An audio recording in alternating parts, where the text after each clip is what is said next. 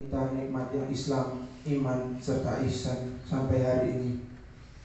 Yang ketiga, untuk memulai acara pada pagi hari ini, marilah kita simak lantunan ayat suci Al-Quranul Karim yang akan dibawakan oleh Al-Ustaz Syaifullah Muhyiddin. Kepada beliau, waktu dan tempat kami persilahkan.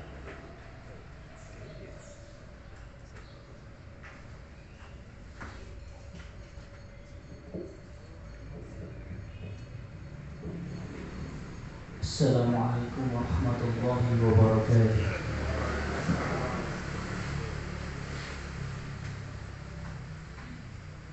A'udzu billahi minasy syaithanir rajim. Bismillahirrahmanirrahim. Ya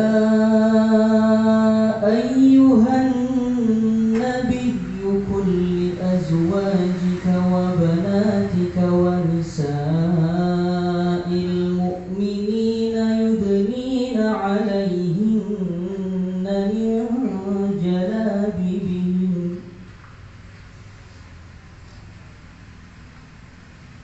yudnina 'alayhinna min jalabibihin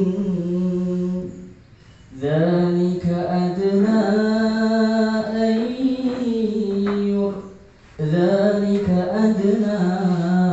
an yu'rafna fala yu'zain wa kana Allahu ghafuran rahima la illam yantahil munafiquna walladzina fi qulubihim maradun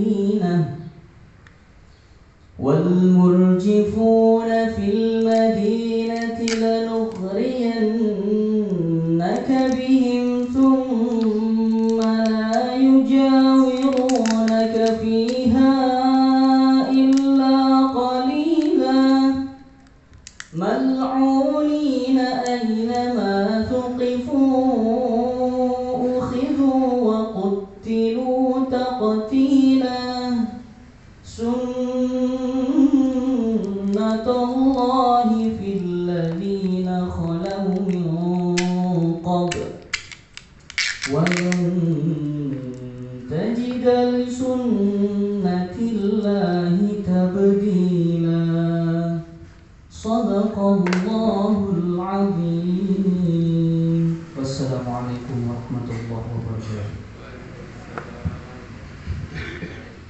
Sadaqallahul adzim wa sadaqan nabiyul karim wa nahnu ala dzalika minasyahidin wa syakirin. Untuk acara selanjutnya yakni pengajian Ahad pagi yang akan disampaikan oleh Al-Ustazah Hajah Soraya dengan tema Jadilah Wanita Solihah yang Uswatun Hasanah Dambaan Umat. Kepada beliau waktu dan tempat kami haturkan.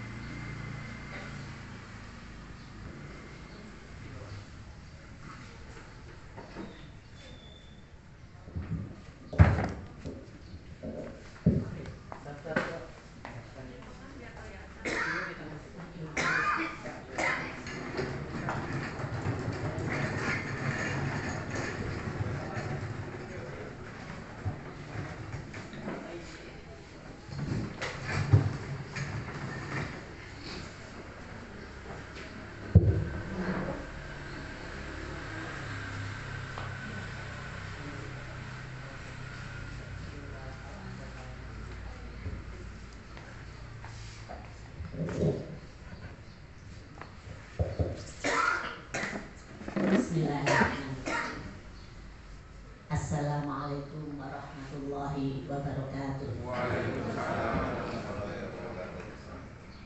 Bismillah. Alhamdulillahirabbil alamin. Wa bihi nasta'in ala umuri dunya waddin. Wassalatu wassalamu ala asrafil anbiya'i wal mursalin wa ala alihi wa ashabihi ajma'in. La haula wa la quwwata illa billahil العلي العظيم. قال الله تعالى في القرآن الكريم: أعوذ بالله من الشيطان الرجيم. بسم الله الرحمن الرحيم. والعصر إن الإنسان لفي خسر إلا الذين آمنوا وعملوا الصالحات وتواصوا بالحق وتواصوا بالصبر. صدق الله العظيم. Amma ba'd. Ingkang kawula hormati para alim, para ulama, para asatidzah, para pengurus Majelis Taklim Ahad Pagi Islamic Center, para jamaah Majelis Taklim, Bapak Ibu, Ibu-ibu, Bapak-bapak ingkang dipunmulyakaken Allah. Mudah-mudahan kita semua nanti bisa bersama-sama bertemu sampai surga. Allahumma amin. Alhamdulillah, pagi ini kita bisa bertemu, bisa saling bersilaturahim, bisa saling menyapa dalam kondisi sehat walafiat, yang mudah-mudahan kesehatan ini bisa menambah kita lebih bersemangat untuk mengabdi kepada Allah Subhanahu wa Ta'ala. Karena tiada lain, kita diciptakan oleh Allah ini hanya untuk beribadah. Ya. Wa ma khalaqtul jinna wal insa illa liya'budun. Allah menciptakan jin dan manusia tiada lain hanya untuk beribadah. Salah satu syarat kita untuk mengabdi kepada Allah dalam arti beribadah hanyalah diantaranya sehat. Jemuten ibu-ibu bapak-bapak. Apalagi dengan situasi dan kondisi alam saat ini yang kita tidak bisa memprediksi sampai kapan ini selesainya. Sampai kapan sih selesainya, habis tuntas seperti tahun-tahun sebelum 2019, yang kita bisa melakukan apa saja, bertemu dengan sanak keluarga, bersendaguro, jamaah majelis taklim, ngaji tanpa adanya ketakutan. Sampai kapan ini? Tiada yang tahu. Walaupun itu seorang ahli pun hanya bisa mengira-ngira, yang tahu hanya Allah Subhanahu wa Ta'ala. Banyak hikmah yang kita ambil dari adanya gejala alam seperti ini. Di antaranya apa? Kita makin menyadari tentang posisi kita sebagai abd, posisi kita sebagai hamba Allah, posisi kita sebagai makhluk yang diciptakan, yang selain kita itu juga ada makhluk-makhluk lain selain manusia. Tadi disebutkan jin dan manusia. Kemudian sholawat serta salam selalu kita haturkan pada junjungan Nabi besar Muhammad Sallallahu Alaihi Wasallam dengan bacaan tentunya Allahumma sholli ala Muhammad, Allahumma sholli ala Muhammad, Allahumma sholli ala Muhammad. Inna Allaha wa malaikatahu yusholluna ala nabi ya ayyuhalladzina amanu shollu alaihi wasallimu taslima. Jadi bagaimanapun kondisinya, baik dia kita itu munfarid sendirian maupun kita berjamaah dalam pertemuan, jangan lupa kita selalu menyebut asma Allah yang pertama, menyebut Sayyidina Muhammad, karena itu adalah kekasih Allah dan itu adalah uswatun hasanah bagi kita semua umat Islam.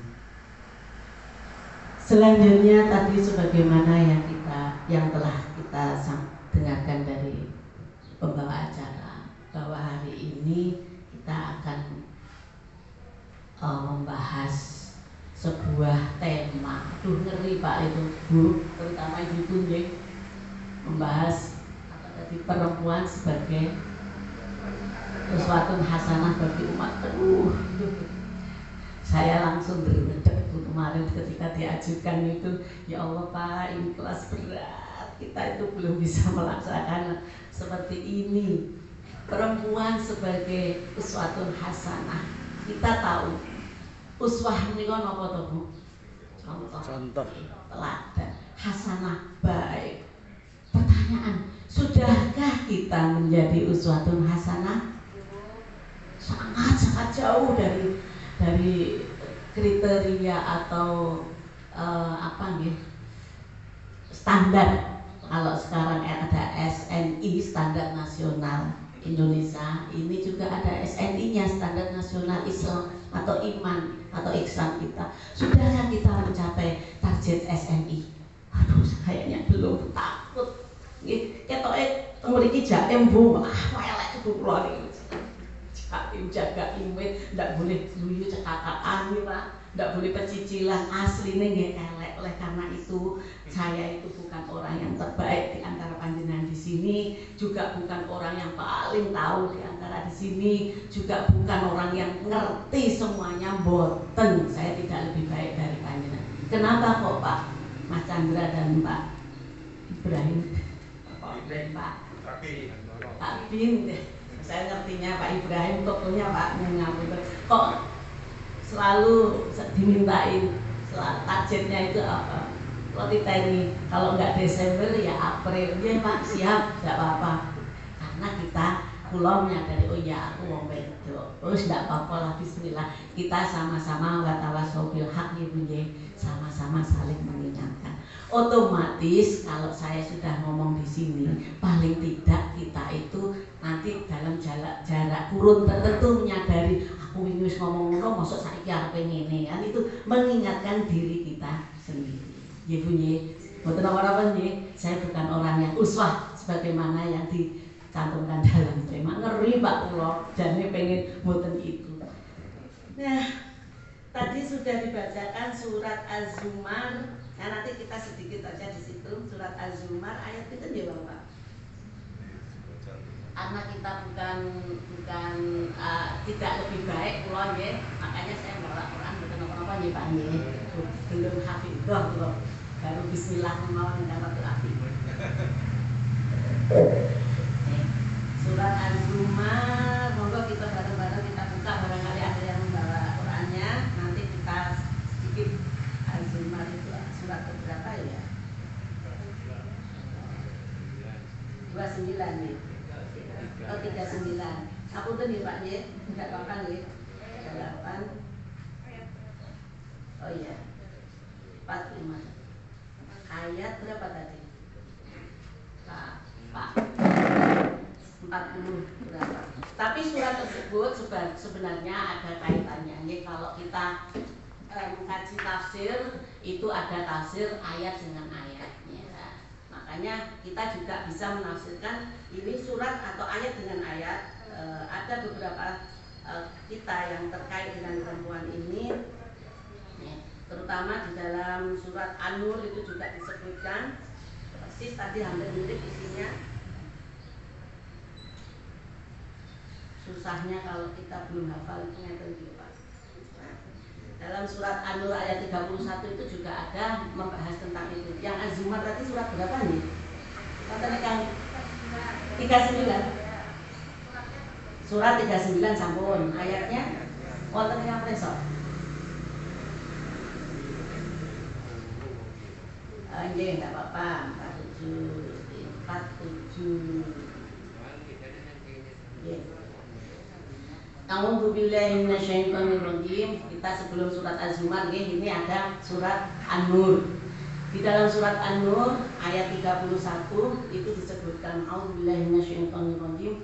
Wa qul lil mu'minati yaghuddna min absarihinna. Yaghuddna min absarihinna. Ayat yang saya buka 39. Surat Az-Zumar 39. Ayatnya 39. Oh sama. Pas. Di dalam Al-Quran surat An-Nur, sebelumnya saya bacakan dulu. Sekian bacaan saya, kalau jelek ya mohon dimaafkan ya. A'udzubillahi minasyaitonirrajim. Bismillahirrahmanirrahim. Wa qul lil mu'minati yaghdudna min absarihinna wa yahfazna furujahunna wa la yubdina zinatahunna. Ini Bu, banyak nih. Illa ma dhahara minha wa yadribna al-ayah. Maksudnya teruskan sendiri nanti di rumah daripada nanti kelamaan. Apa dunia raiso ya Bu. Dan katakanlah kepada para perempuan, nun sewu, para perempuan yang beriman. Nah, ini yang kadang-kadang sering kita salah pahamkan. Mungkin ya, yang beriman. Ada Bu orang mengaku Islam, beriman, tapi tidak melaksanakan perintah Allah 31. Ini contohnya. Agar mereka menjaga pandangannya. Pandangannya bagaimana? Nah, nanti pertanyaan ini. Dan memelihara kemaluannya yang bagaimana? Dan janganlah menampakkan perhiasannya. Dalam hal ini, perhiasan itu karena wanita itu adalah perhiasan dunia, gitu. Perempuan itu adalah perhiasan dunia. Sebaik-baiknya perhiasan dunia itu adalah perempuan yang sholihah. Gitu, anggota antaranya. Nah, ini disebut di sini perempuan menjaga perhiasannya. Perhiasannya di dalam Quran ini disebutkan salah satu perhiasan dunia itu adalah perempuan. Dan di mana letak perhiasan perempuan itu? Ada di sini disebutkan auratnya. Nah, kecuali yang biasa terlihat. Nah, yang biasa terlihat kalau dalam sholat itu muka dan efek-efek gitu ya, biasa terlihat. Atau kalau kita pakai perhiasan, yo cincin seperlunya, nggak apa-apa Bu itu, cincin gelas sedikit seperlunya. Oh memang perempuan boleh ngotot lek wong lanang nggak bareng Bu, wong lanang pakai emas-emasan nggak boleh, jelas nih hukumnya haram. Kok itu hak perempuan, hak perempuan itu pakai perhiasan, jadi boleh kita pakai perhiasan. Di Arab itu wih bagus ngoten nggih. Yang namanya gelang kalung itu indah banget, pengen. Tapi lek dinggo teng mriki kok koyone padu gitu nggih. Rompel ala terus ngoten niku sampai penuh. Lah memang itu zaman Rasul sudah ada seperti itu. Dan hobi atau menyukai perhiasan ini juga ada. Ini yang selanjutnya. Kecuali yang sudah biasa terlihat. Dan hendaklah mereka menutupkan kain kerudung ke dadanya. Ini yang jadi kontroversi gitu ya, sampai nggak peduli anak ulama maupun orang biasa, yang pinter maupun yang bodoh, ini tanda kutip banyak. Wah ini kalau bahas ini nanti banyak pro dan kontra. Bagaimana batasan-batasannya? Nanti kalau jawab sekedar saya tahu ya, kalau saya nggak tahu ya nggak jawab, nggak tahu. Kemudian kecuali kepada, nah ini masih dibolehkan menampakkan perhiasannya kecuali kepada suami mereka atau ayah mereka atau ayah suami mereka atau putra-putra mereka atau putra-putri suami mereka atau saudara-saudara laki-laki mereka atau putra-putra saudara laki-laki mereka atau putra-putra saudara perempuan mereka atau para perempuan, dalam hal ini sesama muslim ya, atau hamba sahaya yang mereka miliki atau para pelayan laki-laki. Penjelasannya di sini para pelayan laki-laki itu tidak semua pelayan Bu, yang sudah tua atau yang masih anak. Ya, jadi yang sudah tua dalam pikiran kita, tapi saat ini tua sing bejat nikahkan.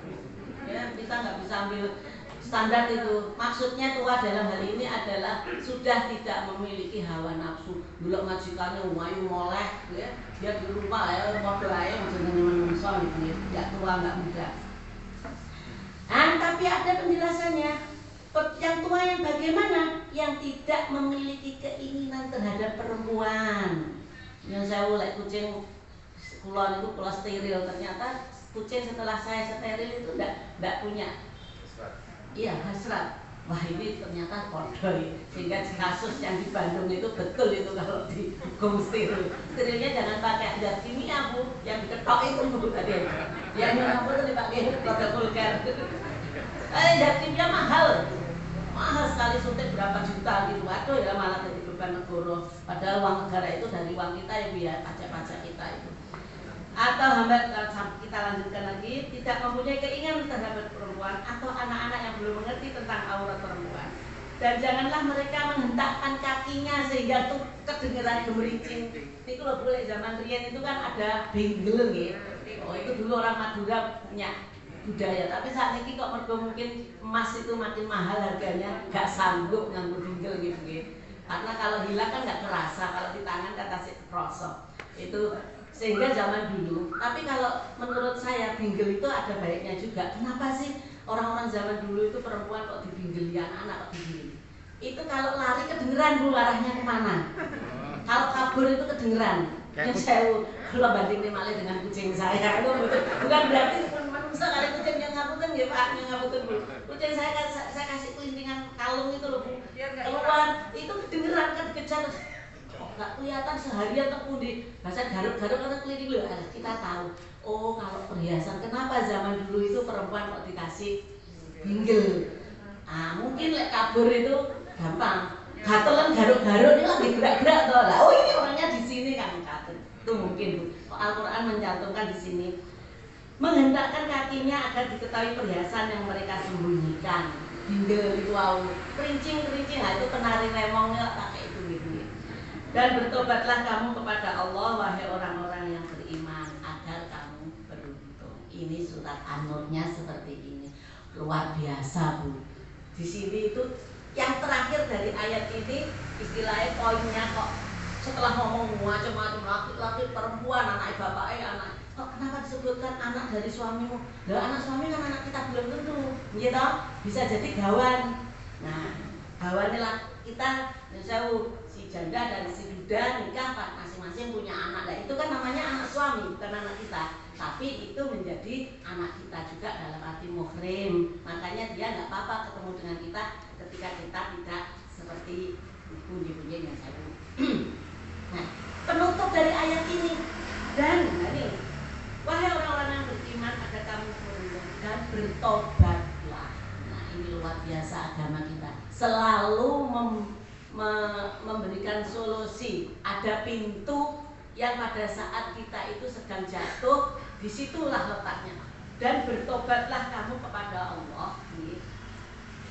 Wahai orang-orang yang beriman. Ini anjuran ini atau solusi ini hanya diperuntukkan pada orang-orang yang beriman. Maksudnya pada saat orang yang jatuh di dalam limbah, ya godaan setan yang jauh, mungkin bindangan atau mungkin saat itu untungnya doli pun boten enten. Dan bertobatlah wahai orang yang beriman. Pasti orang yang bertobat itu pasti beriman, walaupun sebelumnya tidak beriman. Karena ada imannya dialah bertobat. Ini bahasanya ngerti Bu. Jadi jangan terus itu enggak, oh dia enggak kayak gitu kok mau tobat, enggak boleh. Oh dia kan orang rusak, bajingan matanya. Saya bahasa saya kotor banget nih, preman banget nih bahasa. Mbak, takune ngono kok arepe tobat, ngono kok kepengen di masjid. Justru pada saat dia ke masjid itulah ada iman. Enggak mungkin dia kalau tidak beriman. Ini ayat ini menunjukkan setiap orang yang ingin bertobat, sejelek apapun masa lalunya, pasti sudah ada iman. Karena hidayah itu bukan tanggung jawab manusia. Gusti Allah sih memberi hidayah. Jadi kita nggak tahu apakah hari ini kita itu masih tetap iman kita seperti hari ini.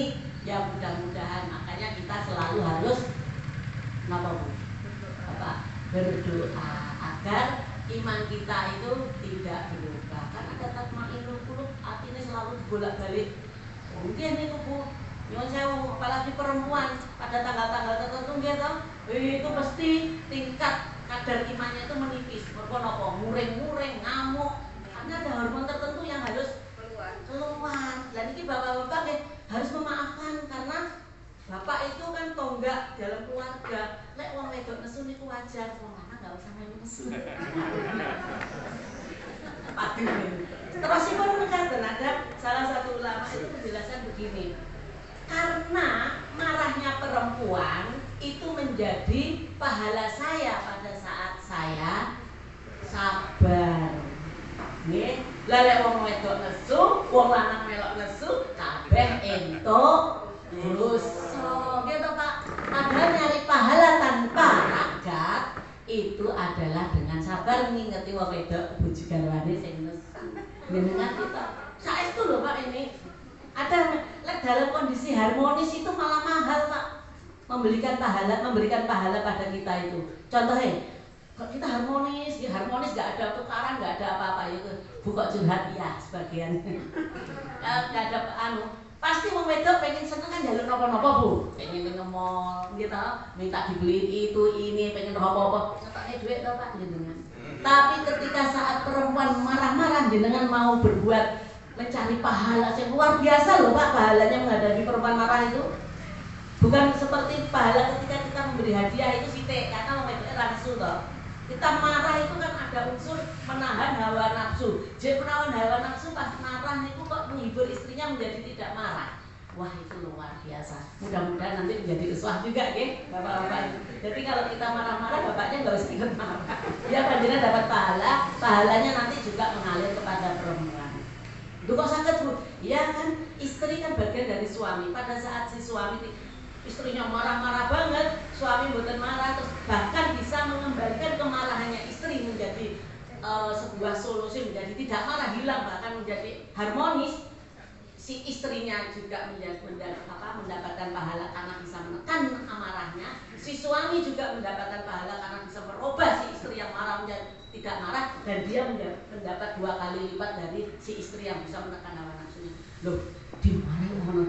Menjadi wong lanang sing lemah Bu. Oh ya tidak, nggih to?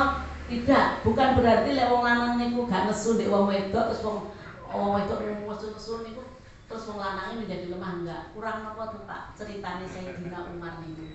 Sampai setan mawon takut loh. Nggih, setan itu sama Sayyidina Umar itu takut. Makanya ada cerita-cerita dia itu ceritanya hadisnya lemah atau enggak tahu. Umar Faruk itu ya, itu kisahnya kan sampai medine setan, sampai terus ada istilah setan Umar yang menakutkan gitu. Faruk ini maksudnya setan itu simpangan kali Umar itu wedi, kurang nopo galake, kurang nopo menakutkannya, memang wibawanya luar biasa. Tapi mbek bojone niku ya Allah, ada suatu hari niku sahabat niku bojone niku galake ra karuan, mungkin dia lagi apa istilah PMS nih, apa PMS istilah itu. Agak itu zaman ini kan orang-orang nggak padahal ya kodrat perempuan kan ke zaman Hawa sudah ada ya seperti itu, tapi itu diketahui kan baru akhir-akhir setelah teknologi, setelah ilmu pengetahuan berkembang. Lek ngono kuwi jenenge iki ngeten iki. Lah, pada saat perempuan itu marah-marah gitu nonton badhe matur dateng Amirul Mukminin. Teng griyane dia sudah ya biasalah konsultasi pada ulama lek saniki nggih. Lah kok teng terase niku bojone nesu nek ra karo-karoan sampai mboten karo-karoan niku dhek niku. Lho Sayyidina Umar ini kan khalifah. Dia kan sampai setannya wedi. Kok diseneni bojone ngantek kaya mau diamuk kok meneng ae. Nah, dan terus dia kembali nggak jadi. Lah kok aku arepe lapor dhek dhewe naik kok. Ayo padha karo gawe solusi. Gak lah balik kucing. Suatu hari apa besoknya apa siangnya pokoknya pada ke pertemuan selanjutnya cerita. Lah kowe mau arepe ning nggonku nopo? Kok balik gak situ? Lah terus pundi? Kula niku badhe selanjutnya niku badhe wadul tentang bojo kula. Tapi saya kok mendengar dan melihat sendiri panjenengan aja ngamuk kaya ngono. Nggih kula balik, niku mau pahala. Lha ngoten lho. Sayyidina Umar yang segala itu saja diamuk bojone meneng lho. Apakah kita bapak-bapak ini sudah segala Sayyidina Umar? Lah mboten to, Bu. Kita lanjut. Mboten nggih, mboten Pak, ngapunten. Tadi disebutkan di dalam surat Az-Zumar. Ini surat An-Nur pun mengatakan kita dawuhipun Gusti Allah yang ada di surat An-Nur. Katakanlah kepada perempuan yang beriman. Jadi kita ini suratnya jelas ini ditujukan kepada perempuan. Semua perempuan yang beriman, okay? Agar mereka menjaga pandangan. Ya. Pandangan itu like selintas kayak dokter melihat pasien kan nggak mungkin dihindari. Sakit apa Bu? Ini ya Bu, nggak mungkin. Apalagi kalau dokternya pada meriksa dokter mata, nggak bisa melihat. Iya, kira kan nggak mungkin. Tetap ada hal-hal tertentu yang nggak mungkin. Guru kepada murid itu juga nggak mungkin. Ya, maksudnya adalah pandangan pertama, pandangan kedua yang menimbulkan syahwat sehingga mengakibatkan kita bermaksiat. Itu yang di salah satu ulama mengatakan, disebutkan di sini pandangan itu adalah pandangan yang menyebabkan kita jatuh terperangkap pada perbuatan maksiat. Ini pandangan ya sekedarnya, tapi ya jangan boleh aja sengaja lah. Wah, sengaja aku tak tuku nih tokonya Pak Bin ya, ternyata karyawannya cantik-cantik. Setiap kali mau beli di sana ya sengaja, itu udah modusnya, itu tidak boleh. Yang tahu niat kan hanya Allah, gitu kan? Ya, kita pokoknya yang nggak sengaja, yang sifatnya itu tidak ada kepentingan tertentu, ya selebihnya menolongin di pesta, semuanya ditului, nah itu yang nggak boleh ya. Nah, yang seperti itu. Maka kadang-kadang di dalam satu perhelatan ya, perhelatan di orang-orang tertentu itu kan laki perempuan pakai tabir dan biasanya pun lucunya, tapi pro ya rada geli kalau lucu juga. Tapi wadihnya itu kan diletakkan di perempuan biasanya. Loh, kayak ngono pandangan perempuan padha itu lho, wong lanang sing ganteng niku ae dadi paten. Wong lanang memang enggak melihat perempuannya, tapi si perempuan melihat laki-laki ya padha ae. Tapi paling enggak itu wau minimalis nggih. Minimal kita kan sudah berikhtiar menjaga itu. Kemudian dan memelihara kemaluannya tadi sudah, dan janganlah menampakkan perhiasan sampun nggih auratnya kecuali yang sudah biasa terlihat. Sakniki jenengan biasanipun ngagem napa? Makanya para perempuan itu bisa sejak kecil itu dibiasakan pakai perhiasan biar kita tidak nyalai biar tidak menyalahi ayat ini. Kecil atau dikai perhiasan belas, bahasa gede, kayak merempo. Itu ada satu pendapat yang mengatakan ya ini yang di luar perhiasan. Memang tafsir itu renor-renor ya Pak ya. Tafsir itu kan namanya tafsir, namanya penafsir tidak mesti benar. Yang benar itu Qur'annya, yang belum tentu benar itu tafsirannya. Dia mengatakan seperti itu. Makanya di dalam satu budaya kita ya, perempuan wong keluarga kan seneng dandani anak ini Bu guys, putra putri nih didandani itu bagus Bu. Menjagani sok lek wis gede itu dia sudah biasa pakai perhiasan, jadi gak nyalain ini. Lek suatu saat beli perhiasan itu gak nyalain ini. Ada yang mengatakan seperti itu. Karena zaman riyen mbak-mbak riyen itu sampai itu mesti paling gelar kalung ya Bu ya. Pasti perhiasan. Memang ada ulama zaman dulu itu sangat bijak nih Bu kalau mengimplementasikan ajaran Quran itu. Jadi halus gitu. Memang itu. Wong sakniki ngertine itu budaya enggak, sebenarnya sebuah ajaran yang diperhalus dan wong ora krasa lek nglakoni. Padahal itu sebenarnya kayak tadi kerincing wong Madura kenapa itu sebenarnya sudah terjemahan implementasi dari ayat Al-Qur'an yang seperti ini. Boleh berarti pakai binggel, boleh ayatnya Al-Qur'an boleh kok. Cuma yang nggak boleh itu menghentak-hentakkan kakinya supaya krungu, nggak jadi nganggo binggel sekuat budi nek kerincingnya niku ngoten nggih. Jadi ada pendapat seperti itu. Selanjutnya ibu-ibu, bapak-bapak yang kami hormati, kita tadi kok belum bersapa dia ini baru langsung bahwa Nyun Sewu kali ini karena kenapa temanya seperti itu, kita bahasa Indonesia menyadari nyipunye memahami bahwa tanggal 22 Agustus itu adalah hari khusus hari ibu. Oh ya sorry 22 Desember gak ngerti tanggalan belas 22 Desember mohon ibu-ibu mohon maaf, 22 Desember itu hari khusus untuk kaum ibu. Nyun Sewu bapak-bapak nggak boleh protes karena selebihnya adalah hari bapak. Kalau 1 tahun 365, makanya 1 hari itu untuk ibu, yang 364 itu milik bapak. Nah, tolong 22 itu ibu menjadi ratu yang luar biasa dalam hal ini karena itu hari ibu. Ini kemarin tuh ada sempat loh, sampai akhirnya sekarang ada ini. Ya itu hanya orang-orang aja sempat protes bapak-bapak. Kenapa bapak-bapak nggak dikasih? Kan ada sekarang di ayah itu. Loh kenapa sih pakai ngono-ngono? Kok latah banget ya? Ya udahlah, sudah sih nggak usah digawe meneh. Oh yang 364 hari itu punya bapak kok. Sudahlah Pak, bapak-bapak nggak usah protes untuk hari ibu. Cukup. Nanti banyak hari libur gak enak juga. Nanti anak-anak minta hari anak, sudah ada hari anak 23 Juli. Nanti Mbak-mbak minta lah harus semuanya. Ya alhamdulillah sih kita juga. Az-Zumar wau Az-Zumar ayat 39. Tapi ini saya baca, saya lanjutkan yang tadi. Nanti kaitannya korelasinya dengan ayat ini di mana letaknya. A'udzubillahi minasyaitonirrajim.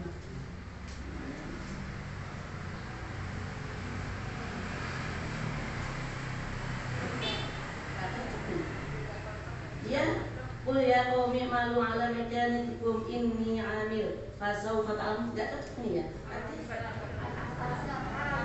Oh, Al-Ahzab bukan Az-Zumar ya? Al-Ahzab di 30. Surat Al-Ahzab itu surat keberapa dia? Ketok banget enggak disiapin. Yang saya itu sebenarnya sudah tulis tangan kan, saya gaptek banget nulis sekedar nulis bisa, tapi nyusun sampai jadi paragraf bagus. Surat 33. Oh 33 ya, ini saling. Oke. 18. Untuk kalau yang bawa monggo ya Pak, kita bisa buka bareng-bareng. Al 33. Surat Al-Hajj. Ini surat 33 itu Al-Hajj itu. Masya Allah. Ya sebentar. Al-Ahzab surat 33. Surat Al-Ahzab ayat 59. Turun. Nah, ini kita ketemu.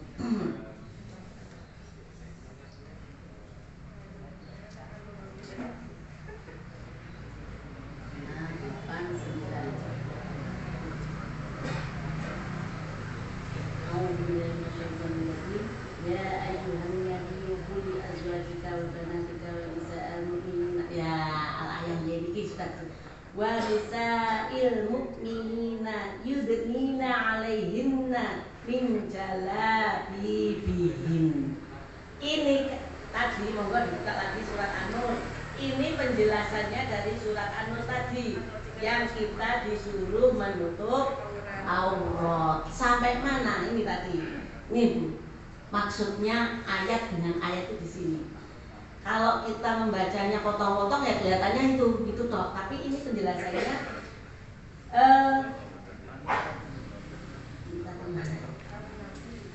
wahai Nabi, ya ayuhan Nabi, wahai Nabi, katakanlah kepada istri-istrimu. Memang kelihatannya kalau secara lughawi, secara letter ini ayat diperuntukkan kepada istri Nabi. Tapi dalam hal ini tidak hanya istri Nabi, termasuk umat Nabi yang perempuan.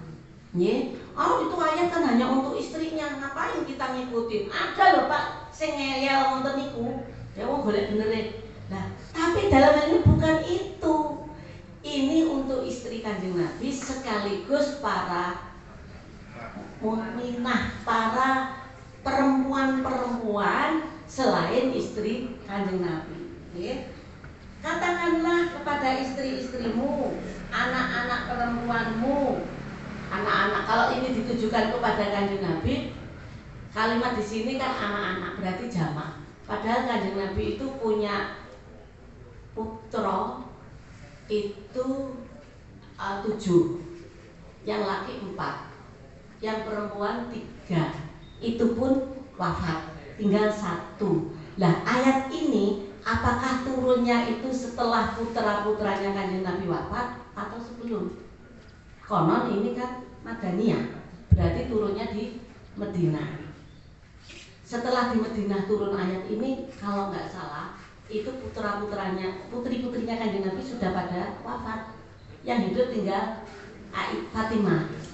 Lah, tapi lafadznya di sini jamak. Ini yang menjadi tafsir, berarti ini bukan hanya untuk istri Nabi. Tapi untuk perempuan-perempuan selain istri Kanjeng Nabi, dalam arti yang beriman, perempuan-perempuan mukminah. Ya, kalau istri-istri Nabi, istrinya memang banyak istri-istri Nabi, oke betul. Tapi kalau putri-putri Nabi, hanya Nabi ketika ayat ini turun, istri putranya anak perempuannya tinggal satu. Kan enggak jeneng kalau Gusti Allah ngendikannya ini hanya untuk istrinya Kanjeng Nabi. Karena lafadznya di sini jamak, lafadz untuk banyak orang. Atau lho, jadi menerjemahkan Quran ini enak banget ngoten niku. Oh berarti enggak seperti. Nah kalau letter luck memang hanya untuk istrinya karena disebutkan di sini. Wahai Nabi katakanlah kepada istri-istrimu. Oh berarti hanya untuk istrinya. Kita udah bebas, nggak apa-apa, nggak termasuk kategori ini. Tapi setelah dibaca terusnya, anak-anak perempuanmu lah. Padahal anak-anak perempuan Kanjeng Nabi hanya satu. Kenapa ini kalimatnya jamak? Ya, kenapa kok banati? Kok jamak? Kenapa tidak anak saja? Anakmu yang waktu itu saatnya Khadijah. Karena konon ya, ini kita belum juga bahas, belum juga kita detail untuk melihat ayat ini turun setelah putri-putri yang lain itu meninggal atau sebelum. Tapi konon ini ayat ini turun di Madinah setelah putri-putri Kanjeng Nabi itu sebagian meninggal. Tinggal Siti Fatimah atau tinggal Fatimah Az-Zahra saja. Lalek ngoten ini berarti bukan untuk khusus untuk istrinya. Memang pada waktu itu ngendikane dawuh untuk istrinya, tetapi secara tersirat ini ayat untuk kaum mukminat juga karena yang punya anak-anak itu kan banyak, itu kan di antara mukminat. Kalau untuk istri Nabi sudah selesai, yang lainnya tidak kagungan putra, gitu. Dengan Kanjeng Nabi kan tidak kagungan putra. Tapi bisa juga anak bawaan Kanjeng Nabi kan banyak. Ya, memang ada beberapa janda yang kagungan putra bawaan itu. Oh yang dimaksud ini boleh bisa, tapi sebenarnya ini hanya untuk umat, bukan hanya untuk istri Kanjeng Nabi. Lanjutnya, hendaklah mereka menutup jilbabnya. Ini tadi penjelasan dari surat An-Nur tadi. Iya, mana tadi surat An-Nur tadi? Gak tak tengeri malah bingung loh. Niki mau nggih dadak teng mriki niku lho. Surat An-Nur itu ayat 31 ya. Suratnya 24. Enak. Golek kesuwen ya. Ya, oke. Tangan. Surat An-Nur 31 itu panjang banget Pak, sampai hampir satu halaman. Ini semua Nur, ya. Di sini dan kata dalam surat An-Nur tadi terjemahannya mau nggih, dan katakanlah kepada para perempuan. Ya, ini kalau para perempuan berarti semua. Qul lil mu'minina, nggih.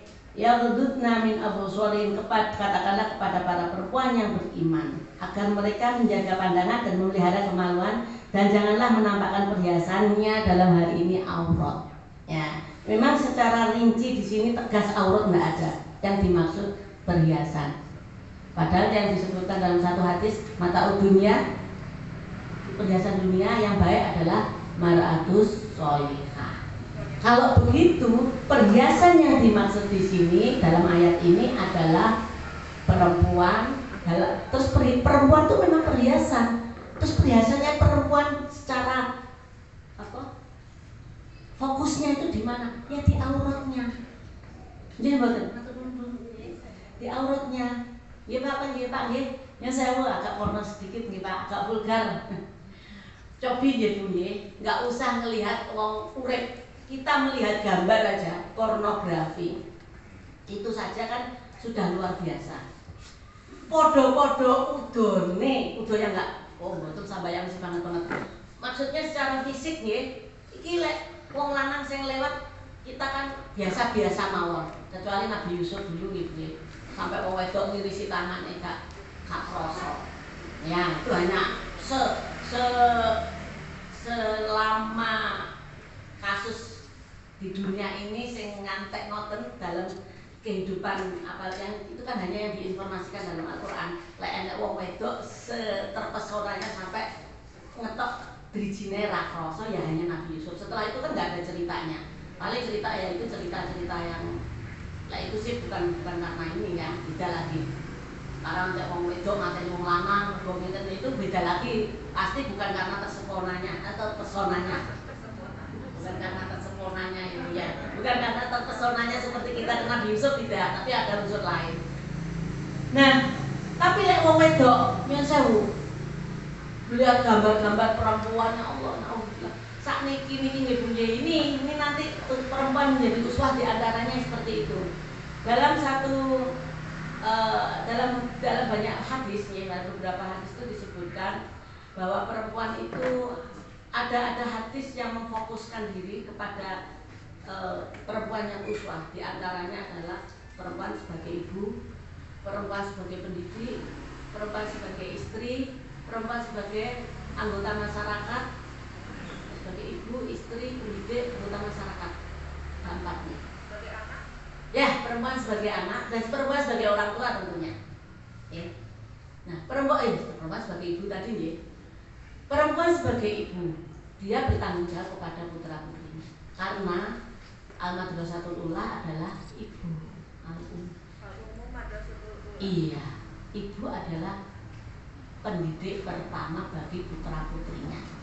Maka dalam fikih Islam, dalam syariat Islam, ya, pada waktu terjadi perceraian, anak masih menyusui. Kalau di bawah umur itu saat ini standarnya bawah umur itu beda-beda loh. Kalau menurut standar internasional yang disebut anak itu adalah 18 tahun ke bawah. Lah di Indonesia wong 18 tahun dia pun sudah bisa menghamili banyak orang itu. Tapi kalau di Islam anak itu ya sampai 9 tahun atau sampai balik. Itu lebih jelas aja nih. Kalau diumumkan 18 tahun. Ya. Udah dewasa lah itu di dalam Islam sudah bisa. Sayyidina Ali aja menikah umur 16 tahun.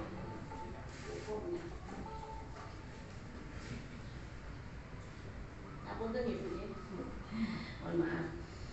Jadi kalau standar Islam, anak yang dikatakan anak itu ketika perempuan umur 9 tahun maksimal atau sudah balik. Lah sakniki wong wedok balik itu ya 9 tahun itu banyak ya.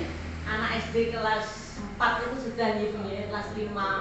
Lah cah lanang sakniki lek riyen niku wong lanang balik ukurannya 15 ya, 17. Wong cah wedok niku 15 zaman riyen. Lah sakniki cah lanang SD niku nggih tontonane ya ini uswah per ibu di sini.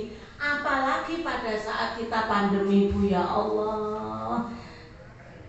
Kula kebetulan beberapa tahun yang lalu saya itu kan aktif di WCC Women Crisis Center.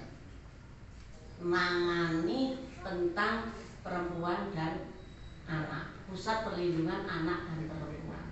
Masya Allah Bu, itu sebelum pandemi. Kemarin setelah pandemi Pulau Tanggal bagaimana melonjak kasusnya. Karena apa? Dulu anak itu kita larang untuk pegang gadget. Sakniki wajib karena sekolah online. Ketoke sinau sing dibuka. Nah, ini ibu sebagai pendidik sekaligus ibu sebagai perempuan, sekaligus ibu sebagai ibu. Pendidik di sini, pendidik yang pertama. Terutama pada saat menanamkan tauhid. Nah, di fikih ya, di syariat Islam itu kalau anak masih menyusui atau anak-anak yang masih belum bisa dilepas oleh ibunya, apabila terjadi perceraian, maka anak itu tanggung jawab ikut ibu. Apapun yang terjadi nggak boleh ikut bapak. Diterjemahkan dalam undang-undang perkawinan dan terjemahan peraturan-peraturan yang lain untuk saat ini, ibu yang berhak mengasuh anak itu juga harus ada standar ukurannya. Sehat akalnya, sehat akhlaknya, sehat dan lain-lainnya, dan macam-macam lingkungan dan sebagainya. Karena ada yang saya hubungi, saya banyak mendampingi itu. Perceraian terjadi bukan karena bapak, tapi justru karena ibu. Lah wong cek duwe lagi tas babaran 3 bulan ini loh, kok iso babon nyakut jago ini lagi bernipas kok. Kabur anaknya kembar lagi nih saya. Masya Allah, kalau ini krungu cerita niku kaget. Subhanallah, kok sampai seperti ini seorang perempuan sak mangkal-mangkal mbek bojone paling tidak ya ora mangkal mbek anake to. Ditinggal prung niku telungan bayi abang lho. Itu kan nifas, ukuran nifas 60 hari sudah. Lah yo kocos-kocos umpamane satu pun juga belum sembuh kok iso lho. Jan bener-bener kabur melayu golek sampai saat ini. Akhirnya nuntut perceraian.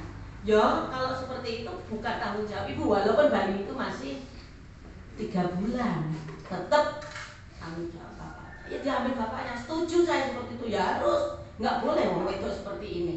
Nanti dia tidak bisa mendidik anaknya, mendidik dirinya sendiri aja, nggak bisa jadi uswah. Nah itu. Kemudian ibu sebagai seorang pendidik, ya nanti ibu sebagai seorang pendidik sedang ya, Al-Madrasatul Ula, Al-Madrasatul Ula. Ibu sebagai ibu seorang ibu terhadap anak-anaknya. Ini kita logika-logikan mawon ibu. Curhat-curhatan saja maksudnya. Pada saat kita sudah berumah tangga, kendali di rumah itu siapa? Ibu. Kalau pengendali keluarga itu bapak. Nih toh, manajernya kan ibu, direkturnya bapak atau komisarisnya bapak, direkturnya ibu, ngoten nggih. Ngoten mboten Pak. Atau bendaharanya ibu. Tapi lek kula niku mboten seneng kabeh ngono. Wong wedok dikeki dhuwit niku kula mawes kok bayaranku tak blek-blek kowe. Kula malah mboten seneng mumet. Mending aku njaluk enekmu aku dadak tiap hari kok nyaleti. Saya ndak suka. Sejak awal niku mungkin nggih kesepakatan aja ibu itu. Sejak awal nikah dulu kok terus dikeki gaji blek-blek. Wah, tapi pun telas niku bingung arepe matur. Lah semuanya kan tanggung jawab ibu nanti akhirnya. Sampai bensin bapak kan juga ibu karena kita yang megang duit. Lah lek entek terus piye? Ya lo isin to, Bu. Ketoke ini dikek duit sampeyan kok entek. Akhirnya timbang ribut terus setiap kali kurang-kurang mending gak usah nggot. Tapi pada saat saya butuh ada. Seneng kula. Enak. Oh, lebih seneng ngoten enggak ada laporan kan itu. Hibah murni kan, tidak bantuan yang harus kita laporkan atas terkini.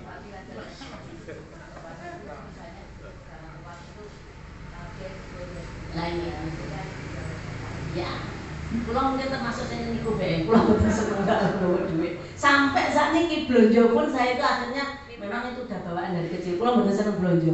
Suweneng niku lek pas belanja nih potong enak gitu kuwi gitu. Nyampe rumah nih sakit nangis kok getun delok dompet duit entek. Mboten Bu, aku untuk nyambut gawe sak wulan tak nggo metu ndek mall dilu kok wis entek sakmene lho kalong. Mboten sing ditukoni duit sepele banget. Akhirnya saya paling benci itu belanja. Mending nitip mawon. Ya sekali waktu. Sithik-sithik aja sing gede-gede. Merembet lho Bu. Napa malih teng mall. Panjenengan presa mawon iki untuk pengalaman ke Ibu aja biar enggak sering-sering ke mall nggih. Mall itu Bu kenapa kok posisinya itu selalu dirubah? Tahu enggak rahasianya? Biar gak membosankan. Ya betul. Menarik perhatian. Tidak itu Bu, ini pinternya akal kapitalis itu di sini. Kalau jujuk di situ kita hanya beli itu saja. Kemarin temannya Siti langsung pulang. Tapi lek goleki kan akhirnya mata niki lapar kok Bu. Lah. Saestu Bu kok kula wingi jujuk mriki tek. Lho iki gak ada goleki. Lah goleki niku kan lapar mata. Iya enggak krasa. Tujuannya belum, duitnya wis entek. Lho kok tujuannya lah itu yang sering. Pinternya kapitalis itu di sini. Kita ya harus pinter. Bagaimana kita berdakwah itu seperti itu, filosofinya mall. Tiap bulan itu mesti robah Bu. Nah, ya memang kita kesannya nggak membosankan. Boten kuncinya selain yang membosankan sebenarnya itu. Dia belanja macam-macam. Iya, kalau itu nanti belanja pertama oke, kedua oke lah. 1 bulan berapa kali para ibu itu belanja di mall ini. Nah nanti ngono terus satu punya mau sitok kok. Tapi kalau dirubah sedikit aja kita nyari. Butuh mau sabun Bu, iso parfum, iso terasi, iso macam-macam niku bisa macam-macam. Bedak sing mboten, lali sapute urung lali niki. Karena melihat nih, malah enten sing bentuke baru model aneh-aneh niku nggih. Piring saja niku enten mangkok sing lucu-lucu nih sing gak pengen tuh akhirnya tuku. Tapi yang benar sebenarnya kita belanja itu di tradisional Bu, karena murah. Jadi saja ke mall. Iya, sama juga Bu. Tradisional kita juga. Karena misalnya kita beli cabai saja kadang-kadang lupa, tapi kalau eventnya nggak lupa gitu. Iya. betul. Hanya nggak lupa baju kan Betul. kita baru tas yang kita baru itu Iya. karena perempuan boros di situ. Ya, terus betul. Maaf saya. Panjenengan bener. Iki leres. Terus makanya betul, makanya belanjalah di pasar tradisional atau di toko tetangga. Yugene toko kan apik, Bu. Kalau cuma selisih 1.000 loh, Bu. Ngapain kita mesti ke mall? Wes mall itu nanti belinya merembet gak karu-karuan, mending tanggone dhewe. Yugene toko kan luar biasa. Apa-apa kok lek tanggone sugih awake dhewe utang yo malah penak. Gitu. Lek tanggone do melarat, malah mau utangnya di awake dhewe. Tapi kan kalau kita belanja di tetangga, otomatis tetangganya makmur. Dalam satu desa ini ada 60 kakak. Wabe belanjanya di toko tetangga. Akhirnya konsumsi yang sehari katakanlah 5.000 saja kali 60 orang kakak tadi belanja di situ berarti berputar. Makin kaya kan kita. Dan kalau sak waya-waya gak ada duit pilih di toko kono kan oleh mergo tokone mudah berkembang. Dan kita pelanggan. Nggih mboten Bu? Itu kula Bu. Rahasia pribadi Pak niki carane ngubetne butone ngoten. Tapi lek Pak Bin kan enggak, itu tokonya besar sekali. Kita mau hutang, lah beli di Pak Bin juga enggak apa-apa, nanti suatu saat duit kurang enggak apa-apa ya Pak Bin. Enggak boleh utang di situ. Enggak boleh. Kita kembali lagi gitu ya. Nih, intermezzo dikit. Ngapunten mungkin nanti saya enggak sampai selesai ini sudah bunyi terus. Ada kondangan janjian dengan keluarga di Kertosono, ada pengantinan saudara. Ya enggak apa-apa. Tadi sudah diwanti-wanti ya aja telat, lek telat biasanya parkirnya waktu atau kita biasa nih. Mumpung saniki mantu niku mumpung oleh Bu dan segeralah mantu. Lek PPKM nanti seperti kemarin Bu, badhe mantu diundur-undur. Akhirnya enggak boleh kan kalau lama-lama kita ini menjadi satu budaya yang enggak baik ya Bu ya. Kadang-kadang kita itu saya khususnya nih, saya itu kurang senang ada istilah apa nih kan tukar cincin, enggak suka. Bahkan lamaran saja saya itu enggak pakai istilah lamaran. Kadang namanya anak nggih sudah tukar cincin dianggap wis sah. Belum diakatan, kenapa enggak diakatan aja sekali waktu itu. Ya di TV-TV niku Masya Allah. Wis rame-rame ngopo tinggal kok biltu nek wis sah itu paling enggak menunggu Allah. Tapi ya sahnya ini dijogo nggih. Sekarang itu walaupun sudah akad siri, maksudnya siri Bu ya, oke siri, ngesahkan di hadapan Allah. Tapi waktu nanti di akadnya bener di pemerintah, maksudnya di karne KUA, terus blending gede. Lah sirinya di mana kalau gitu? Nah kalau memang siri ya siri semuanya, jangan dijaga. Lebih ya satu itu jangan dulu, yang lain bolehlah, karena sudah sah menurut Allah. Satu tetap dijaga. Saya dulu seperti itu punya saya Pak, kalau cerita pribadi saya. Saya sama suami itu tidak kenal sama sekali. Kenalnya waktu mobil itu pun saya di dalam pondok aja. Bapak itu di terus sebagai serokali tok nih waktu itu. Saya baru datang jam 9 malam baru datang dari Jakarta langsung dua kali ngomong satu. Ini kok mau diunggah nih teng balik, aku kan kuat kiai harus diunggah nih. Saya Agus nih kok baru dari Jakarta kan ya istilahnya datang gaya boleh upot ke Jakarta. Mulai niatnya niku badhe ngelamar, keluarga besar ndak setuju lamar-lamaran, takutnya ini bocah iki kok di Jakarta nih boleh enek ini. Bener juga, tapi sebenarnya saya nggak seperti itu ya, itu perasaan orang tua aja kekhawatiran. Dijawabnya langsung blok. Terus ya Allah, tahu bapaknya itu ya ketika salaman setelah mobil itu. Oh iki. Kaget tuh pada saat waktu itu saya hanya satu ini kenapa? Kalau nggak boten ngobrol ini untuk ibu-ibu yang pasti nanti punya kabar putra atau ayah nih. Jangan kita memudahkan namanya lamaran, namanya tukar cincin. Lek isok itu ya pesisan langsung diakad langsung. Karena anak namanya apalagi anak sekarang gitu ya. Minimal ditanya ke sana kemari kan kita sudah ikut andil untuk anak berbuat dosa. Gitu. Ikut andil toh Pak. Anaknya walaupun ya tapi saat ini ngerti zamannya ngurusi makanya zaman kiai zaman dulu itu kotak sekali termasuk bapak pulang Masya Allah kalau lihat kalian sehingga kalau ditakoi ulang tahun pernikahannya kapan bingung loh. Saya akad nikah itu 11 Juni KUA 3 Agustus terus resepsinya 14 Desember lah yang mana ini Sampai tapi di Pulau Jogo Bu, karena saya waktu itu prinsipnya malu kita nanti kalau sampai di karne makanya gede, ngoten iki perilaku kita jaga ya kita seperti. Nah ini saya tularkan kepada anak-anak saya. Wis juga popo, kita harus dene umpamane wis kuntak-kuntuk itu dalam arti Allah sudah tidak marah, sudah tidak melanggar syariat. Gitu. Tapi satu itu tetap harus ditotok karena itu menyangkut sirinya tadi. Rahasia kok terus ketok lagi lucu toh. Siri kan artinya rahasia. Ya harus rahasia toh. Ngoten loh maksudnya itu. Kita lanjut perempuan sebagai ibu. Karena perempuan adalah melahirkan. Tidak ada bapak-bapak melahirkan. Konon katanya ada, itu baru wacana dan sebagainya, baru cerita, buktinya yang enggak ada. Andaikan ada itu paling sekali tok waktu karena percobaan. Setelah itu kan enggak ada lagi umpamanya. Dan itu pun hanya ada di film. Cerita kan ada dulu itu. Ibu melahirkan. Nah, makanya dalam doa, dalam Al-Quran, ajaran doa untuk anak itu Allahumma firli dunubi walidaya warhamhuma kama rabbayani shaghira. Pertanyaannya, di sini ayat ini jenengan perhatikan. Allahumma firli, ya Allah ampunkan. Ngapurokne aku, Allahumma firli, ampunilah aku. Dunubi atas segala dosa-dosaku. Walidaya dan dosa kedua orang tuaku. Warhamhuma dan kasihanilah huma kedua orangku tadi kama sebagaimana robbayani shaghira. Mereka merawatku, mendidikku, melindungiku, mengasihiku dan sebagainya. Merawat dalam arti itu tidak merawat kayak makan kayak sudah enggak itu karena ini manusia. Kalau merawat dalam arti hanya ngasih makan, kita enggak bedanya ngingu kucing Bu. Saya kucing aja dididik, ngisinya di sini kan Mbak, kasih toilet pasir itu di sini itu kucing. Dan merawat dalam arti di sini adalah mendidik, melindungi, mengasihi dan semuanya. Pertanyaannya, bagaimana terhadap ibu-ibu atau keluarga orang tua yang tidak memiliki anak? Berarti doa ini nggak relevan dong. Iya betul. Karena kamar kedua orang tuaku, kedua orang tua saya.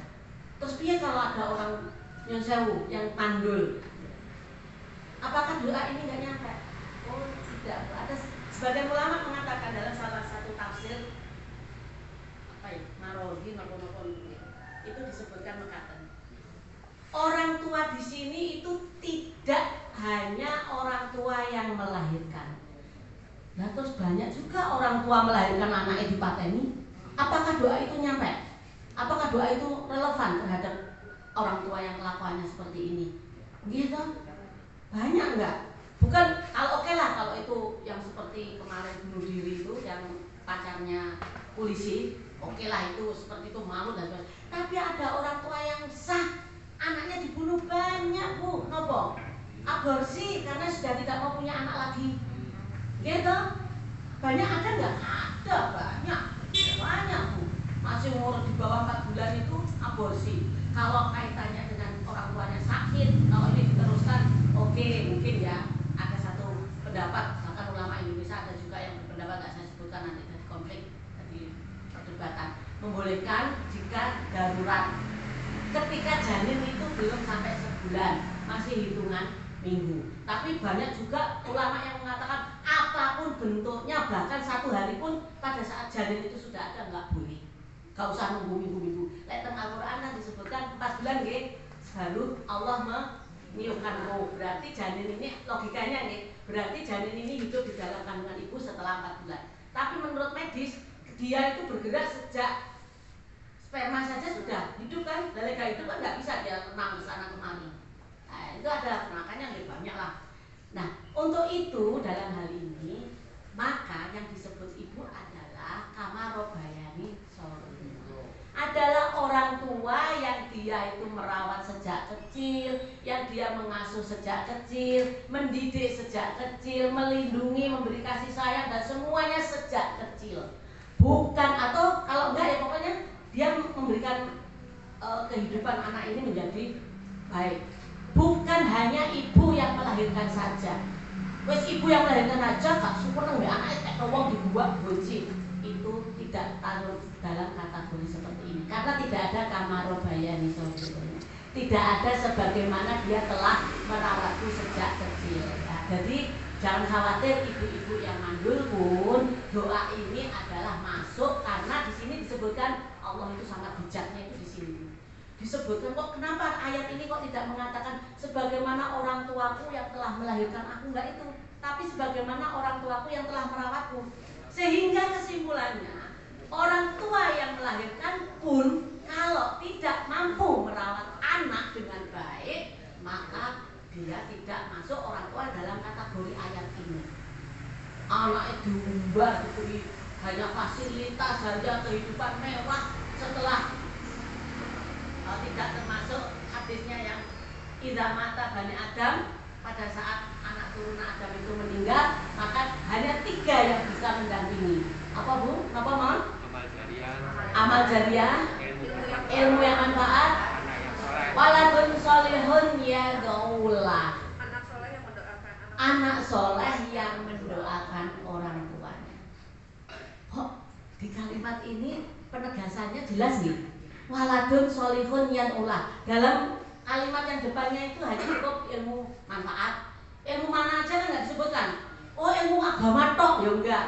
Thomas Edison itu manfaat loh. Saya Thomas kok nggak beriman gitu aja. Jadi nggak bisa. Manfaat loh Bu Thomas menemukan bola, menemukan listrik lampu nih. Terusnya menemukan listrik, telepon, manfaat semua. Nah, tapi kok nggak disebutkan di dalam hadis tersebut? Kok umpamanya amal jariah? Oh, jariahnya itu saya nyumbang masjid, saya nyumbang yatim. Enggak. Jadi pokoknya amal jariah semua yang diniatkan beramal itu dapat. Tapi giliran waladun solihun, padahal anak yang soleh jelas nih. Kok ditekankan di sini? Waladun solihun yad'ulah. Kenapa kok rahasia itu? Hanya orang tua yang soleh dan soleha yang bisa mendidik anak itu, yang bisa mendoakan orang tuanya. Tapi di sini kaitannya kalau dengan kalimat yang depannya kan amal jariah cukup, tidak disebutkan. Terus ilmu manfaat cukup. Tapi kenapa waladun solihun kok tidak anak yang soleh aja? Kok ditekankan di situ? Dalam hadis semua hadis itu bilangnya seperti itu. Hanya waladun solihun yang ditegaskan. Kok istilahnya tegas. Waladun solihun yad'ulah. Kenapa ada penjelasan yad'ulah? Jangan salah Bu, jangan salah. Banyak anak soleh pun yang tidak mau mendoakan. Ada banyak. Anak soleh itu ukurannya apa? Standar minimal loh ya. Gak usah saya sampai motornya. Standar minimal dia puasa, sholat, bahkan haji. Ternyata berangkat haji mau sudah berpuluh-puluh kali berkosuki. Tapi ternyata mbak ibu ya, kita sering melihat di TV ibu sudah sepuh ditendang. Padahal didelok riwayatnya ternyata anaknya soleh. Solehnya kurangnya bukan ngalus yang ngantek imam masjid kan buat itu Pak. Itu sih standar khusus. Tidak semua orang soleh itu menjadi imam masjid kan tidak. Ya, tidak semua orang soleh menjadi kiai, tidak. Standar minimal soleh itu sholat, zakat, pokoknya beribadah pada Allah ya, itu tentunya. Tidak melakukan perbuatan yang jelek atau tidak melanggar peraturan. Tetapi banyak juga orang seperti itu ternyata mbak wong tuane ya ora ngerti. Luwih abot istrinya, sekali lagi, luwih abot istrinya timbang ibu. Banyak enggak ngeten iki? Lah, dia sholat enggak tapi? Sholat. Makanya hadis ini kok tekanannya seperti ini. Tapi kalau amal jariah enggak sampai berdampak seperti ini. Amal jariah itu cukup mana aja udah. Atau ilmu manfaat agama ilmu tok lah. Mungkin saya ilmu umum piye. Padahal kita juga butuh listrik, padahal kita juga butuh kedokteran, ya. Masuk. Tidak hanya ilmu yang fikih saja, tidak hanya ahli tafsir saja, tidak hanya seperti Gus Bahar saja atau seperti UAS saja, tapi kita juga butuh profesor seperti Habibie, butuh seperti semua banyak orang yang alimnya di sini. Tidak hanya itu yang ilmu manfaat. Tidak diberi batasan. Tapi kenapa anak soleh kok ada pembatasannya? Sebab rahasianya tidak semua anak soleh itu menurut standar NSI Walun SSI Pak. Standar nasional iman itu tidak semua anak yang standar iman nasional ini juga baik pada orang tua. Tuh. Nah ini akhirnya kita ini logika mawon ya. Kalau cari mantu itu ternyata benar itu kata orang tua dulu. Lihatlah kalau laki-laki itu yang baik terhadap ibunya, dia pasti akan baik kepada istri. Mboten Bu, ada laki-laki apik mbek ibuke. Bak bahasa rumah tangga lu gak apik mbek istrine. Oh ini kesalahan di istrinya ini. Itu kesalahan di istrinya bukan mbak laki-laki. Karena apa? Istrinya cemburu. Bruwonya kayak nomboke kabeh dhek. Lah nek cara kula umpamane ngoten, tapi untungnya kula mboten gadah maratuwa. Sejak awal sudah meninggal. Kita enak dikasihkan suami istrinya umpamanya. Kan ada itu kalau kita sendiri-sendiri pasti suami juga tahu ini untuk istri, ini untuk orang tua pasti tahu. Kalau serumah pasti sering terjadi cekcok itu kan mertua dan menantu perempuan ya. Nah, tapi kok jarang mertua laki-laki dan menantu laki-laki atau mertua perempuan dengan langsung laki-laki itu jarang. Saya sering itu mertua perempuan dengan menantu perempuan. Nggih mboten Bu, aku mawon. Pasti. Sering, tidak semua kalau yang di sini insyaallah mboten, tapi sering terjadi itu. Kenapa? Itu ada faktor X di istri, bukan di laki-laki. Loh kok ngoten? Iya, karena istri membayangkan bahwa kalau sudah jadi suamiku 100% milik aku. Dia lupa bahwa anak laki-laki itu milik ibunya. Jadi harta benda suami itu hak orang tua. Lek enek wong tuane nyolong duwe anake lanang itu ndak dosa. Menurut sebagian ulama itu ndak dosa karena itu hartanya orang tuanya. Jadi si istrinya jangan cemburu. Kabeh juga bojo wong ibuku kabeh. Ya ndak apa-apa dhek sing laike. Wis wong lanang niku dididike cilik sampai dadi dokter sampai pinter. Si bojone lho metengkring nikah niku langsung ingin menguasai yang wong tuwa sing cilik sampai dewange utang-utang. Gak duwe duit lho apa rene nyekolahne basan pinter. Lah si ini kesalahannya bukan pada ibu ini, bukan pada suami, bukan pada ibu, pada istri. Tapi wajahnya anakku tidak pendapat seperti itu Bu. Nah, ini maksud kula niku Bu. Mungkin panjenengan seperti itu Bu ya. Sama aku. Karena kan biasanya itu kita ikut mertua lama ya. Mungkin dari kata-kata gitu bisa juga terjadi. Tapi ya saya tetap menghormat lah misalnya. Tidak pernah saya terjadi seperti itu. Alhamdulillah. Karena dulu itu Betul panjenengan itu. tapi kadang-kadang orang itu kan menilai dari padahal orangnya sebetulnya baik tapi dikatakan dari baik itu ya maaf saja Bu. JJ, itu nama-nama. Kita lanjut ya Bu. Masih terus berapa ini Pak? Terus Bu. Masih setengah jam, tapi ada coffee break nih sebenarnya. Ya, nanti. Nah, udah. Kita lanjutkan lagi masih dalam surat Al-Ahzab dan surat An-Nur. Tadi perempuan sebagai ibu. Karena perempuan ini melahirkan, tidak dimiliki oleh laki-laki, maka disinilah disebut kodrat. Kodrat laki-laki dan kodrat perempuan itu sangat berbeda. Makanya kita menyongsong hari ibu ini, kita sebagai ibu ini, kita harus menyadari kodrat kita. Apapun ibu itu ya tetap sebagai ibu. Makanya dari ibu, nggak ada dari mama, dari tante, ya, dari ibu. Kodrat kita sebagai ibu. Ibu tadi melahirkan, hamil, melahirkan, menyusui. Pertama sebelum melahirkan, head, hamil, melahirkan, menyusui. 4 hal ini yang tidak dimiliki oleh laki-laki. Lek wong lanang itu Bu, sakitnya itu hanya sekali. Orang Islam ini, kita nggak bicara yang orang Islam. Sekali, wong sunat tok waktu cilik itu selalu. Awake Bu wong wedok, lalek putrane 16. Orang zaman dulu kula gak ada budhe yang tenggene kandat Kediri putranipun niku 1 orang mungkin bukan banyak 21. Itu niku. Itu zaman riyen Pak, zaman budhe kula niku 21. 21 kali melahirkan. Yang hidup 16. Saniki anak 7, anak 5, saniki semua nggih. Larisan iki lho anak loro kok pokoke itu. Nggih. Wong zaman nenek kita, kula ngakoni niku. Mbah kula ini putrane 9, ibu niku 7, giliran ke saya niku 3. Wis gak wani meleh. Supaya wedi sampe sakniki ya sudah enggak mungkin, paling cucu nanti. Nah, orang tua kita dulu Bu nggih. Ini saya melihat orang tua kita dari mulai ibu dan ibu. Punya anak 2 niku nyun sewu ini kita agak sedikit introspeksi. Ya saya, apa yang terjadi dalam diri kita? Wow, ya, sakniki niku wangel ndelok wong sing langsing. Dua anak 1, sakniki niku cah 2 anak 1 ini. Saya udah mohon maaf, saya sendiri juga ngoten. Wangel tuh. Kalau dulu zaman tahun 60-an, langsing itu pertanda ketidakmakmuran. Kalau zaman itu mahal, Bu. Bisa ngurus badan. Iya. Oh, fitness mahal, perawatan tubuh itu mahal, semuanya serba mahal untuk langsing. Zaman riyen tahun 60 itu dok. Mbah kula niku Mas sampai Yosua sepuh itu masih langsing, masih bagus. Gemuknya itu juga bagus gitu. Tadi saliro. Ya, saat ini saya melihat sepupu-sepupu saya termasuk saya sendiri, diri saya. Dulu waktu masih perawan, masih gadis 40. Punya anak 1 43, punya anak 2 47, punya anak 3 56 enggak mudun-mudun. Saat ini 60. Angel menudun. Padahal zaman dulu itu standar sampai sepuh itu masih tetap fit. Itu kenapa? Ini Ibu rahasianya di sini. Kenapa seperti itu? Faktor turunan tuh. Nah, pulau turunannya betul nemu ya. Bapak bisa juga. Bapak pulau tambah lu langsing. Ya itu.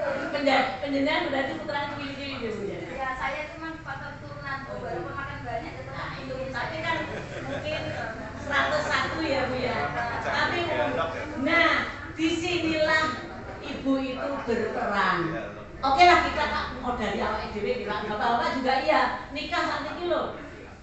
Punya anak 1 bapak-bapak yang tadinya cungkring itu loh saat ini ya lemu matang. Itu faktor kemakmuran leres.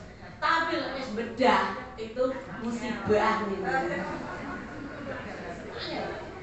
2 kilo saja itu ya Allah dengan akar-akaran itu nggak turun-turun 2 kilo itu. Nah inilah dituntut Ibu. Makanya di dalam banyak hadis mengatakan bahwa peran Ibu itu luar biasa. Sampai-sampai disebutkan perempuan yang solihah itu nanti apabila dia melaksanakan ibadahnya, apabila dia berbakti pada orang tua, pada istrinya, dan dia melaksanakan perintah Allah, dia menjauhi larangannya, dia itu berhak masuk surga dari manapun pintu yang diinginkan. Ya betul Bu. Bapak-bapak enggak ada Bu itu. Nih betul usah rame-rame begini curhat kita aja. Bisik-bisik. Jadi wong wedok niku, ibu itu nanti akan mendapatkan hak khusus. Dia akan mendapatkan jatah khusus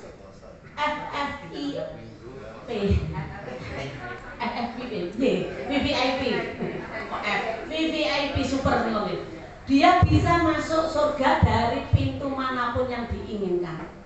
Luar biasa tuh Bu. Bapak nggak ada Bu. Jadi beruntunglah panjenengan dari si Bu. Kita ini jadi seorang ibu. Karena akan mendapat hak seperti. Tapi nyuwun sewu Bapak, untung saya ini dipanggil. Nah ini memang ngomong ibu loh Pak, hari ibu. Jadi memang seperti itu nyatanya. Ten hadis didhawuhi ngoten. Seorang ibu yang mampu melaksanakan perintah Allah, perintah Rasul, ya, dan taat pada orang tuanya, dan taat pada suaminya dalam keadaan tanda kutip nih Pak. Ada soalnya ibu itu yang taat pada suaminya kebablasan Bu, tidak bisa membedakan dulu sampai didol. Di Pasuruan terjadi kan, istri itu dijual karena bojone nggak mau kerja, ongkang-ongkang, istrinya dijual. Ya itu ketika istrinya ditaat, saya kan taat pada suami ya, taat apa demen. Nah, kalau yang berpikir taatnya kepada suami itu taat yang seperti apa? Taat yang tidak melanggar syariat. Nek taat ngoten yo demen niku enggak seperti itu. Ya. Jadi istri yang taat itu nanti apabila dia sampai meninggal tetap dalam kondisi seperti ini, dia akan dimasukkan surga dari manapun pintu yang dikehendaki, pintu utama, pintu samping, pintu kanan, kiri dan sebagainya. Itu riwayat dalam salah satu. Tapi kenapa Bu sekarang itu kan banyak itu, misalnya saya baca di buku, banyak wanita itu adalah yang masuk neraka. Kenapa harus wanita yang banyak masuk neraka, itu pertanyaan saya. Mohon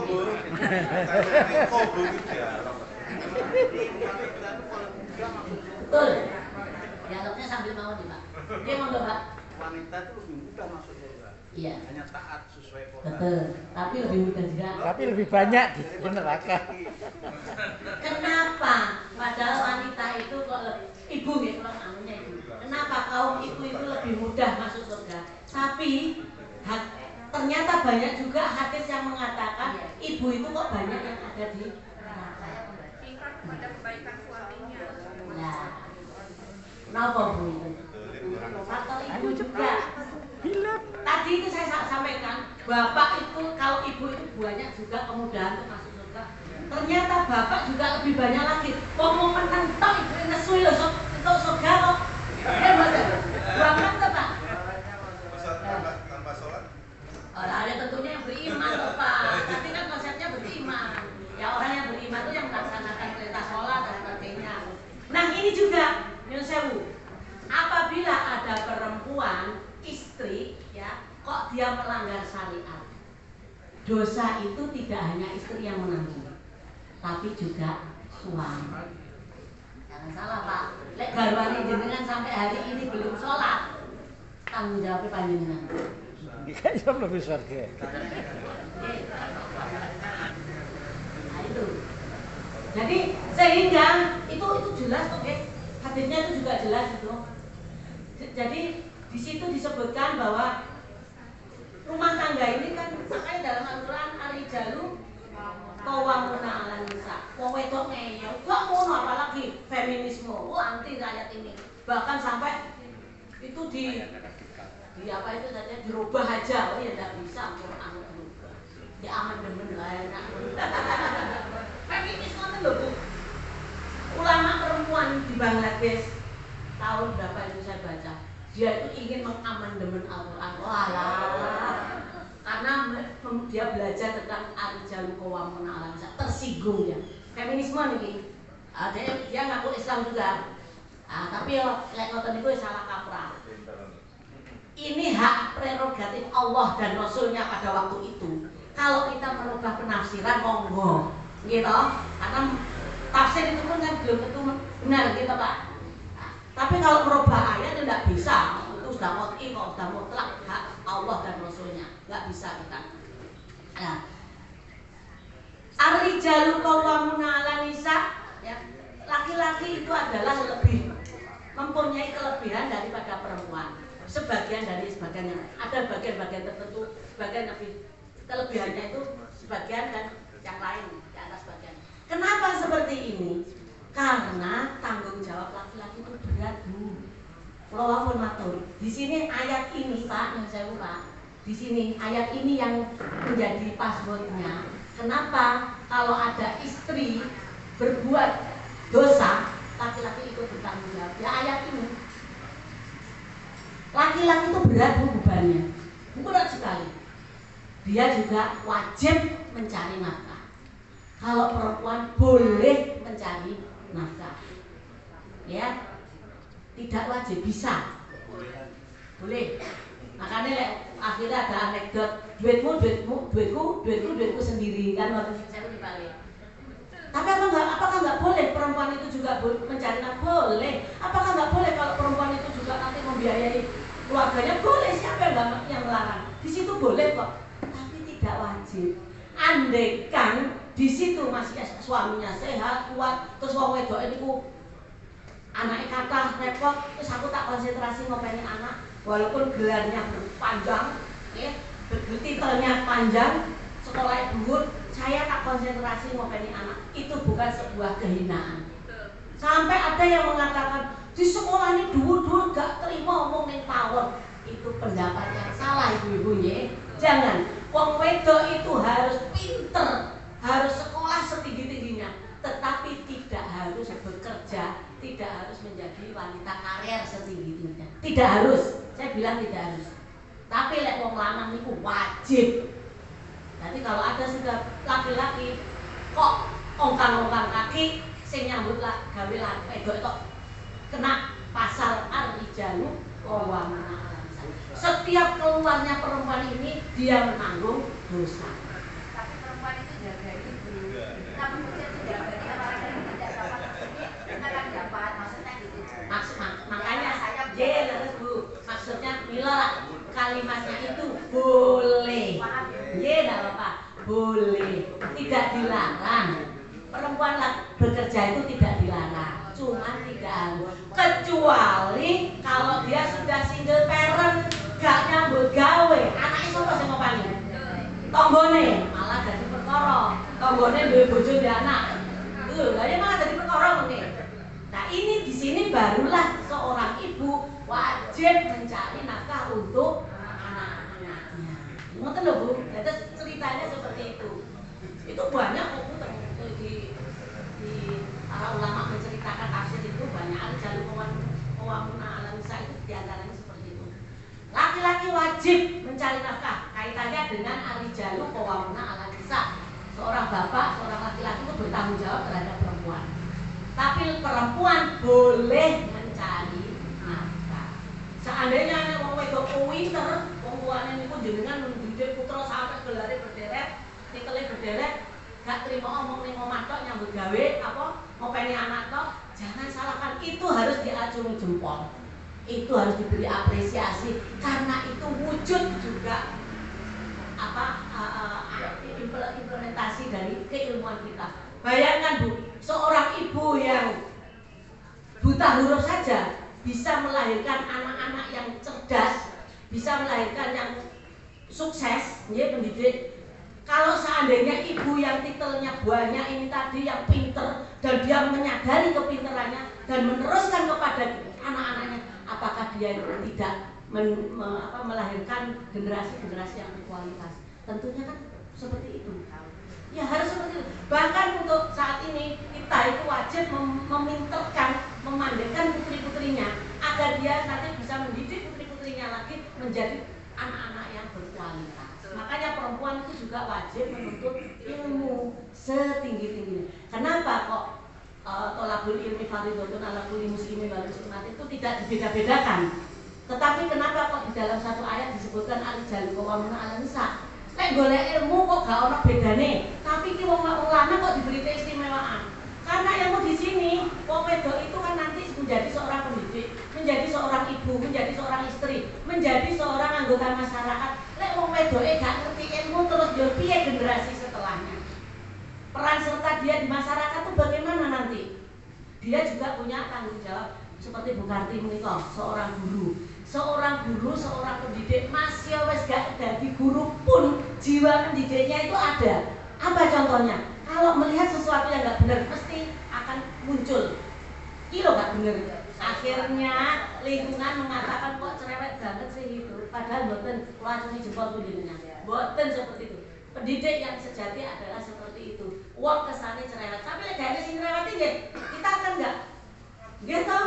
Dalam satu milieu lingkungan ngeten iki lek gak ono sing kita membenci, mesti ada orang ini.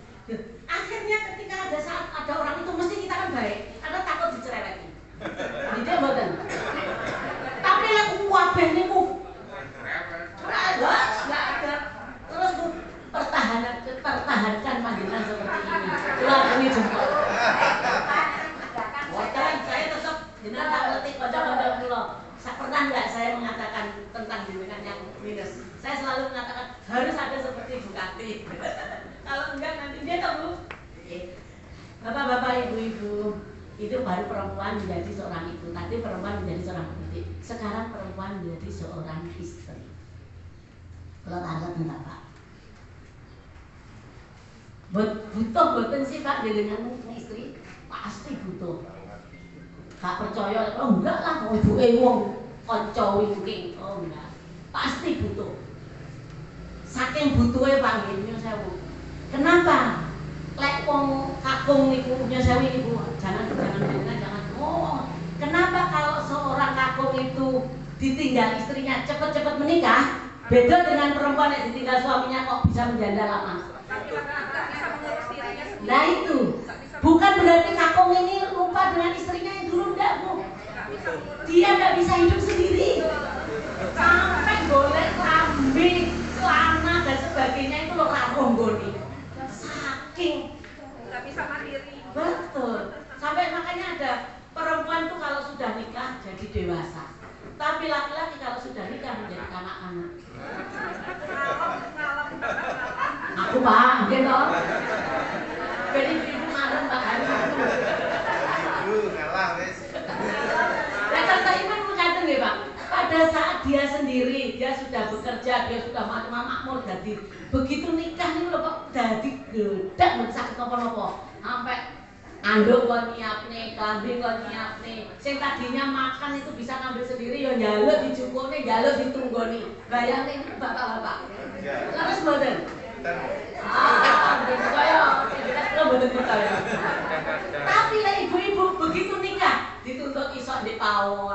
iso ngopeni rumahnya toh. Nah, itulah peran ibu. Ternyata itu menurut satu penelitian, kenapa bapak-bapak itu meninggal istrinya kok cepet nikah? Karena beliau itu tidak mampu sendiri. Betul itu. Oh ada kok ya memang ada kan bukan berarti terus nggak ada tapi itu 101 dari 100 orang baru 1 gitu. Tapi lah ibu-ibu menjaga, bukunya saya buka nanti kok kita tahu menjaga. Saya lama 20 tahun. Oh, 20 tahun. Masih bisa beraktivitas majelis taklim mana aja diikuti beliau. Soalnya Saya nggak mau ngomongin laki-laki, aku males.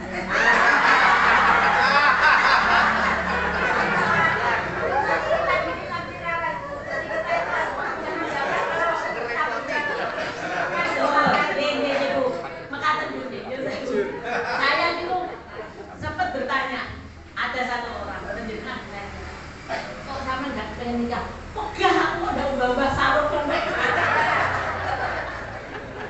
Saya sedih. Aku enak bebas. Nah ini bedanya ibu. Ibu pada saat menjanda dia merasa sudah bebas dari urusan dunia ini. Tidak punya kewajiban ngopeni wong lanang, tidak. Dan dia menjadi dirinya full, apalagi seperti Kemarin nggak senang saya suruh mijet ibu. Seperti Bu Karti ini kurang ngomong ya, putranya sudah makan semua, tiap bulan dapat kiriman. Dia pensiunan, tiap bulan dapat. Belum lagi dia bisnis jualan juga. Terus Antoni pun kangge nopo. Saya tanya, kalau ibu banyak. Padahal ibu kan dulu pensiun tuh golongan 4A ya. Saya 4D. Apalagi 4B. Itu pensiunnya sekitar 3 sampai 4 juta. Ketahuan pensiunnya. Luar biasa. Belum putranya pun sedaya 4 orang ya, mapan semua.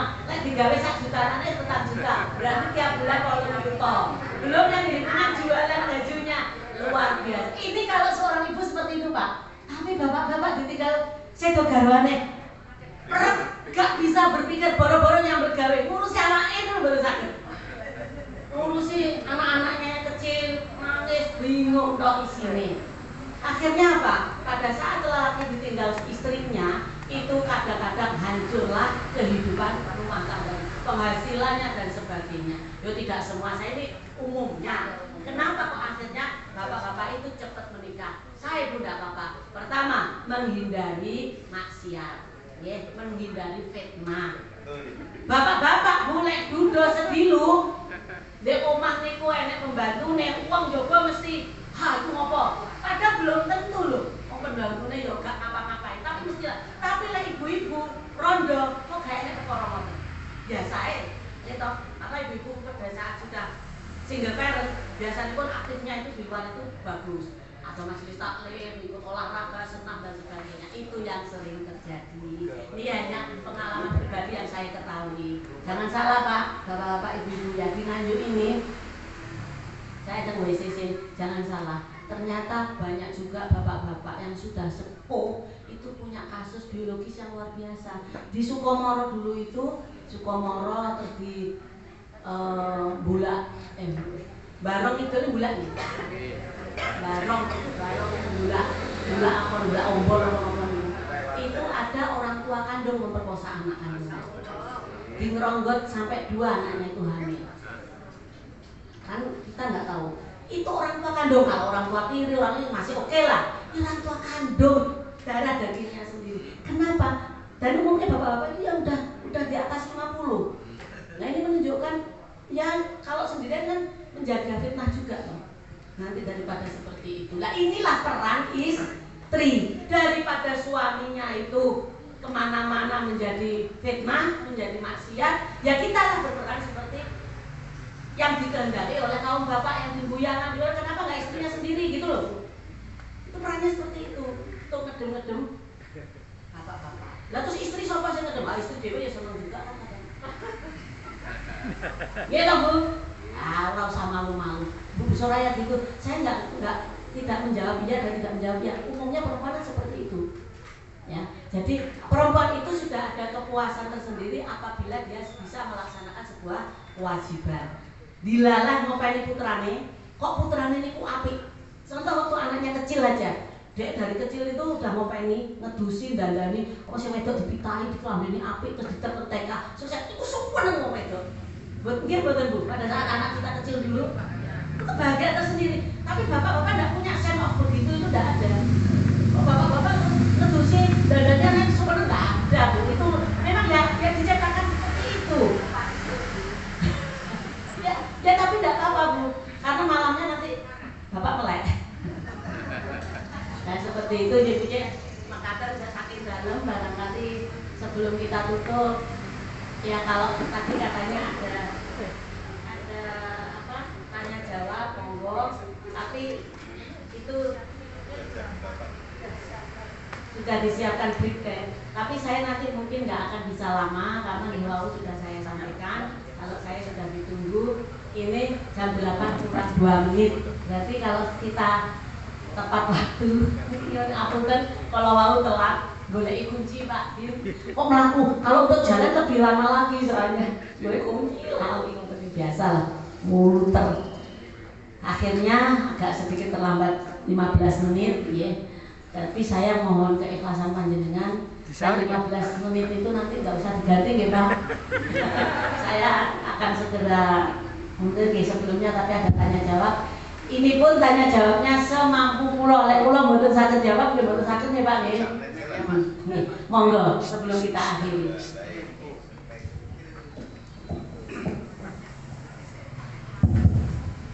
Assalamualaikum warahmatullahi wabarakatuh. Bapak sinten Pak? Bapak nama Mas Sudi Ahyar. Bunda. Oh iya.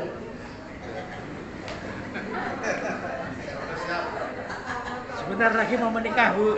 Kalau lagi melihat apa yang dibicarakan Ibu semata-mata seorang laki-laki yang juga itu ingin menikah lagi untuk mencari meringankan beban karena keterbatasan daripada laki-laki yang telah meninggal ditinggal istrinya.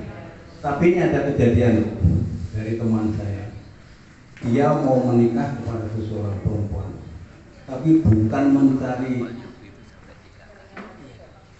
bantuan, tetapi justru mereka akan membantu meringankan beban daripada seorang wanita itu. Jadi menyerahkan segala apa yang ada pada dirinya, memanfaatkan kesehatannya dan sebagainya demi untuk calon istrinya, karena memang itu dipandang perlu bantuan daripada seorang laki-laki. Maka jika mencoba untuk sedia menikah dengan perempuan, bagaimana pendapatnya? Apakah itu sebagai ibadah? Apakah dibenarkan lain daripada yang disampaikan itu tadi? Demikian. Terima kasih. Assalamualaikum warahmatullahi wabarakatuh. Wonten malih Bu barangkali. Kalau enggak satu aja nggih. Bocah bolu Bapak itu lama langsung. Mas Yudi. Mas Yuri, Bapak Mas Yudi. Mas Yudi. Bapak Mas Yudi, Duda nih kalau terus. Duda. Bentar lagi mau menikah Bu. Sudah berapa tahun Pak Duda pun? Berapa? 3 tahun. Oh. Udah kelamaan loh. Atau nuwun. Pak Mas Yudi menolak tentang statement kula wau bahwa seorang laki-laki yang sudah menikah itu karena ingin terbantukan atau karena sesuatu yang dia tidak sanggup menangani dirinya sendiri. Terima kasih. Tapi ada seorang laki-laki yang duda, dia itu ingin membantu dengan kelebihan dirinya, terutama kemampuan yang dia miliki, dia ingin membagikan kemampuan tersebut kepada perempuan lain. Luar biasa, acungin jempol tuh Pak. Dan saya tepuk tangan jempol Pak Wahyudi. Leres Pak, panjenengan leres. Dan itu juga ibadah. Saya menyampaikan tadi pada umumnya. Panjenengan berarti termasuk orang host spesial. Ya, bisa mau menikah bukan karena saya menuntut calon pendamping saya nanti ngopeni aku kan, tapi saya ingin memberikan luar biasa. Padahal tapi beliau kan baru nikah, baru ditinggal 3 tahun. Bu Karti kan sudah 20 tahun, Pak. Saya menang wong wedok. Iya, harus enggak. Nah, kita kupas nih. Pernikahan kita harus ingat tujuan nikah itu apa? Tujuan nikah itu kan tanpa batas nih, Pak nih. Sampai tanpa batas. Dan tujuan nikah kalau di dalam syariat itu adalah untuk beribadah. Satu. Yang kedua, kalau tentunya masih muda mendapat keturunan, ya. Kalau sudah sepuh, ya wallah, kalau yang dinikahi masih muda ya bisa saja. Yang ketiga, mencari ridho Allah. Intinya itu, Pak. Menyempurnakan agama.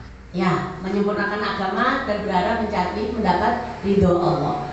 Pada saat kita konsep mindset kita terapkan, aku nikah hanya untuk beribadah, hanya untuk menyempurnakan ibadah tadi dan mencari ridho Allah. Apapun badai di dalam rumah tangga itu akan tersingkir. Kita ingat tujuan. Lek terima kekurangan ekonomi, terima tukaran bojone cerewet tau main dermawan, Pak. Kepahalanya akeh. Nah, enggak masalah. Enggak masalah itu. Karena kita berharap ridho Allah. Lah ridho Allah letaknya di mana? Nah, ridho Allah itu letaknya di mana, Bu? Siapa yang tahu ridho Allah itu? Sekali sering kita mendengar mengharap ridho Allah, ridho Allah. Ridho Allah itu di mana sih letaknya? Datang sendiri.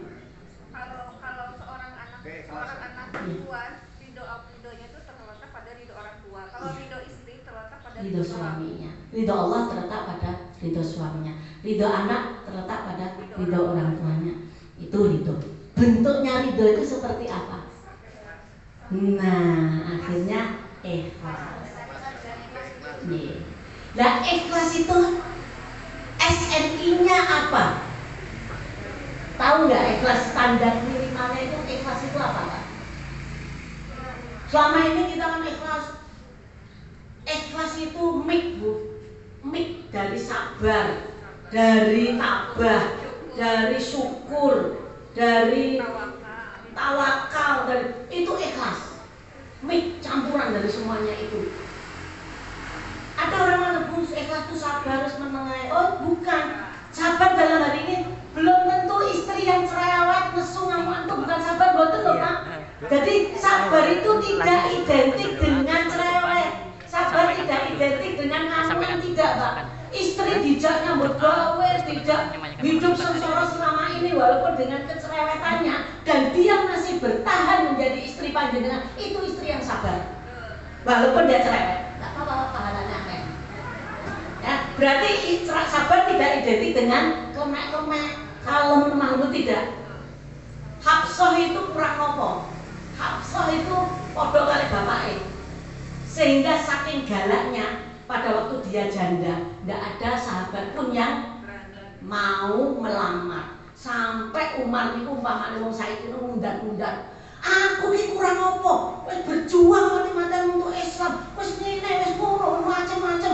Kok aku duwe kesedihan seperti ini? Sahabatku gak enek sing nulungi. Bayangkan, Utsman sahabatnya dipek mantu Kanjeng Nabi. Ali dipek mantu Kanjeng Nabi. Aku iki lho, apa? Mau nesu-nesu nih, dasare Sayyidina Umar ngoten. Ketua lah kanca-kancaku sahabatku sing jere sahabat terbaik pun gak ngerti. Anakku rondo apa enggak ya Hafsahnya? Ada yang mengatakan janda, ada yang mengatakan enggak. Saking galake sampai wong lanang wedi. Tenan itu. Apa jawabannya Nabi? Sabar. Kowe sabar. Karena Hafsah itu akan mendapatkan yang lebih baik daripada Utsman dan Ali. Dan itu jeboten paham. Sopo kuwi sing lebih baik dari iyalah sabar. Utsman itu Hafsah akan mendapatkan suami yang lebih baik daripada Ali dan Utsman. Baru dia kaget loh, yang lebih baik dari Utsman dan Ali siapa lagi kalau bukan Rasulullah? Itu kisahnya ngoten itu. Utsman ngomong di forum itu. Kurang apa aku lembelane agama niku. Nek ngoten. Ya tapi jenenge Umar itu, mesune Umar itu bukan berarti dia tidak sabar. Apakah Umar itu disebutkan wong sing gak sabaran? Iya, oke. Tapi dia kan dia tawakal, ya beriman dan termasuk sahabat Nabi yang Khulafaur Rasyidin yang spesial. Jadi ingat saya nggih Pak nggih, Sabar bukan identik dengan tidak marah, tidak itu tetap. Nah, pernikahan seorang laki-laki yang komit tadi, saya nikah bukan untuk saya itu butuh bantuan ini. Ya betul, tapi pasti juga nanti si perempuan kan yang tetap bantu toh Pak. Ini nanti kalau yang ada laki-laki yang seperti itu Pak, berarti saya kudu dikandani wong wedoke.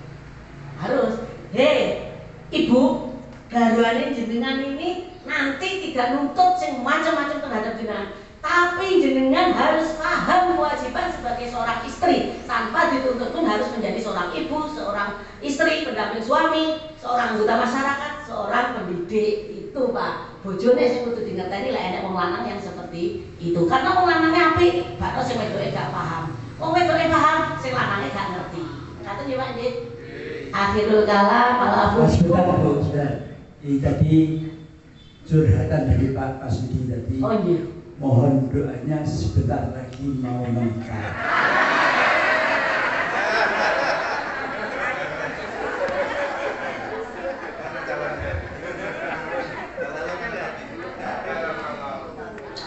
Kalau tak buka doa khusus kangge Pak Mas Budi. Bapak, untung belum mau beton kita. Jamaah Ibu Pak, Bu, jamaahnya Pak. Jamaah Islamik juga Bu. Oh iya. Ada deh. Sebentar deh. Nanti khusus Pak Mas Budi ini ketika saya mengucapkan hajati dengan angkat nggih. Ila hadratin Nabi Mustafa Muhammadin sallallahu alaihi wasallam. Al-Fatihah. Alhamdulillahirabbil alamin arrahmanir rahim maliki yaumiddin. Iyyaka na'budu wa iyyaka nasta'in ihdinas siratal mustaqim siratal ladzina an'amta 'alaihim ghairil maghdubi 'alaihim waladdallin. Khusus dumateng Bapak Mas Budi lan pada jamaah sedaya ingkang hadir datang majelis ingkang mulia ini. Mugi-mugi sedaya hajat kita dipun kabulaken dengan Gusti Allah. Lahumul Fatihah. Bismillahirrahmanirrahim. Alhamdulillahirabbil alamin arrahmanir rahim maliki yaumiddin. Iyyaka na'budu wa iyyaka nasta'in ihdinas siratal mustaqim siratal ladzina an'amta 'alaihim ghairil maghdubi 'alaihim waladdallin. Bismillahirrahmanirrahim. Alhamdulillahirabbil alamin hamdan yuwafi ni'mahu wa yukafi mazidah. Allahumma sholli wa sallim ala sayyidina Muhammadin wa ala ahli baitihi wa sahbihi ajma'in. Allahumma inni as'aluka bihaqqil Fatihatil mu'azzamati was sabi'il mathani an taftaha lana bi kulli khair wa an tatafaddala alaina bi kulli khair wa an taj'alana min ahli khair wa an tu'amilana mu'amalataka li ahli khair wa an tahfazuna fi adyanina wa anfusina wa auladina wa ahlina wa ashabina wa ahbabina min kulli mihnatin wa fitnatin wa bu'sin wa dhair. Innaka waliyyu kulli khair wa mutafaddilun bi kulli khair wa mu'ti li kulli khair birahmatika ya arhamar rahimin. Allahumma sholli wa sallim ala sayyidina Muhammadin wa ala alihi wa sahbihi ajma'in. La ilaha illallahul halimul karim. Subhanallahi rabbil arsyil azim. Alhamdulillahi rabbil alamin. As'aluka mujibati rahmatik wa zaima maghfiratik wal ghanimata min kulli birrin was salamata min kulli ismin wal fawza bil jannah wan najata minan nar. Allahumma la tada' lana min maqamina kadza dzamban illa ghafartah wa la 'aiban illa satartah wa la hamman illa farajtah wa la hajatan hiya laka ridwan illa qadaitaha ya arhamar rahimin. Wa sallallahu ala sayyidina Muhammadin wa ala alihi wa sahbihi wasallam. Allahumma innaka ta'lamu sirri wa alaniyati faqbal ma'dzirati wa qadi hajati fa'tini su'ali fa innaka ta'lamu ma fi nafsi fid dini wad dunya wal akhirah innaka ala kulli syai'in qadir. Allahumma ya mu'nisa kulli wahid wa ya sahiba kulli farid wa ya qariban ghaira ba'id wa ya syahidan ghaira ghaib wa ya ghaliban ghaira maghlub. As'aluka bismika bismillahirrahmanirrahim al-hayyul qayyumil ladzi la ta'khudhu sinatun wa la naum wa as'aluka bismika bismillahirrahmanirrahim al-hayyul qayyumil ladzi anat lahul wujuh wa وخشعت له الأصوات ووجلت منه القلوب وأن تصلي على سيدنا محمد وعلى آله وأن تجعل لي من أمري فرجا ومخرجا وتقضي حاجتي. Monggo sedaya kita hajatkan di sini.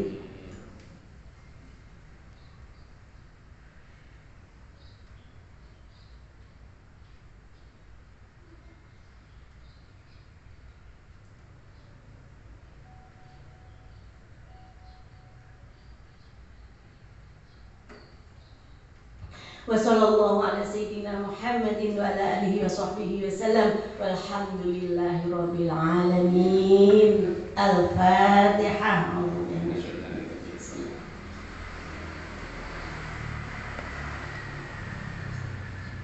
Shiratal ladzina an'amta 'alaihim ghairil maghdubi 'alaihim waladdallin. Alhamdulillah minkum nyuwun ngapunten menawi wonten salah atur, salah ucap, salah macam-macam nggih. Saya bukan yang terbaik, kula dikasih kuatah. Kekurangannya mungkin lebih awon timbang panjenengan. Mugi-mugi kita saged pinanggih malih di saat-saat yang lain. Allahumma fi ila aqwamit thoriq. Wabillahi taufiq wal hidayah. Assalamualaikum warahmatullahi wabarakatuh. Kita ucapkan terima kasih kepada Ustaz Haja Suraya atas tausiah ilmiah dan tausiahnya. Alhamdulillah Bapak Ibu yang dirahmati Allah, hari ini kita telah mendengarkan tausiah itu yang insya Allah kedepannya kita akan mencetak generasi muslimah dan mendidik generasi muslimah yang bisa maju dan berpikirnya agamis. Akhirnya kita akan menyampaikan infak pada hari ini sejumlah 1.065.000. Alhamdulillah. Dan alhamdulillah Bapak Ibu, maaf kami juga ucapkan dulu maaf karena ada dari panjenengan yang puasa bid ternyata hari ini. Ini dari 17, 18, 19. Jadi mungkin tadi ada yang belum bisa kami berikan makanan. Jadi kami haturkan beribu minta maaf karena kami juga belum melihat kalender di hijriahnya. Karena sudah kita konsep dari minggu kemarin ingin hari ini ada snack gitu, tapi ternyata kami juga kurang lalai melihat ada kalender. Kedepannya insya Allah kami akan cocokkan lagi kalau ada hari-hari di puasa bid kami akan sesuaikan. Dan Bapak Ibu alhamdulillah snack yang barusan ada dari hamba Allah mensedekahkan buat Bapak Ibu agar bisa lebih khusyuk lagi. Nanti ada hiburan sebelum sesi tanya jawab, bisa ada keletihan, tapi walaupun tidak berbunyi tadi yang kepecah keletihan seperti itu. Akhir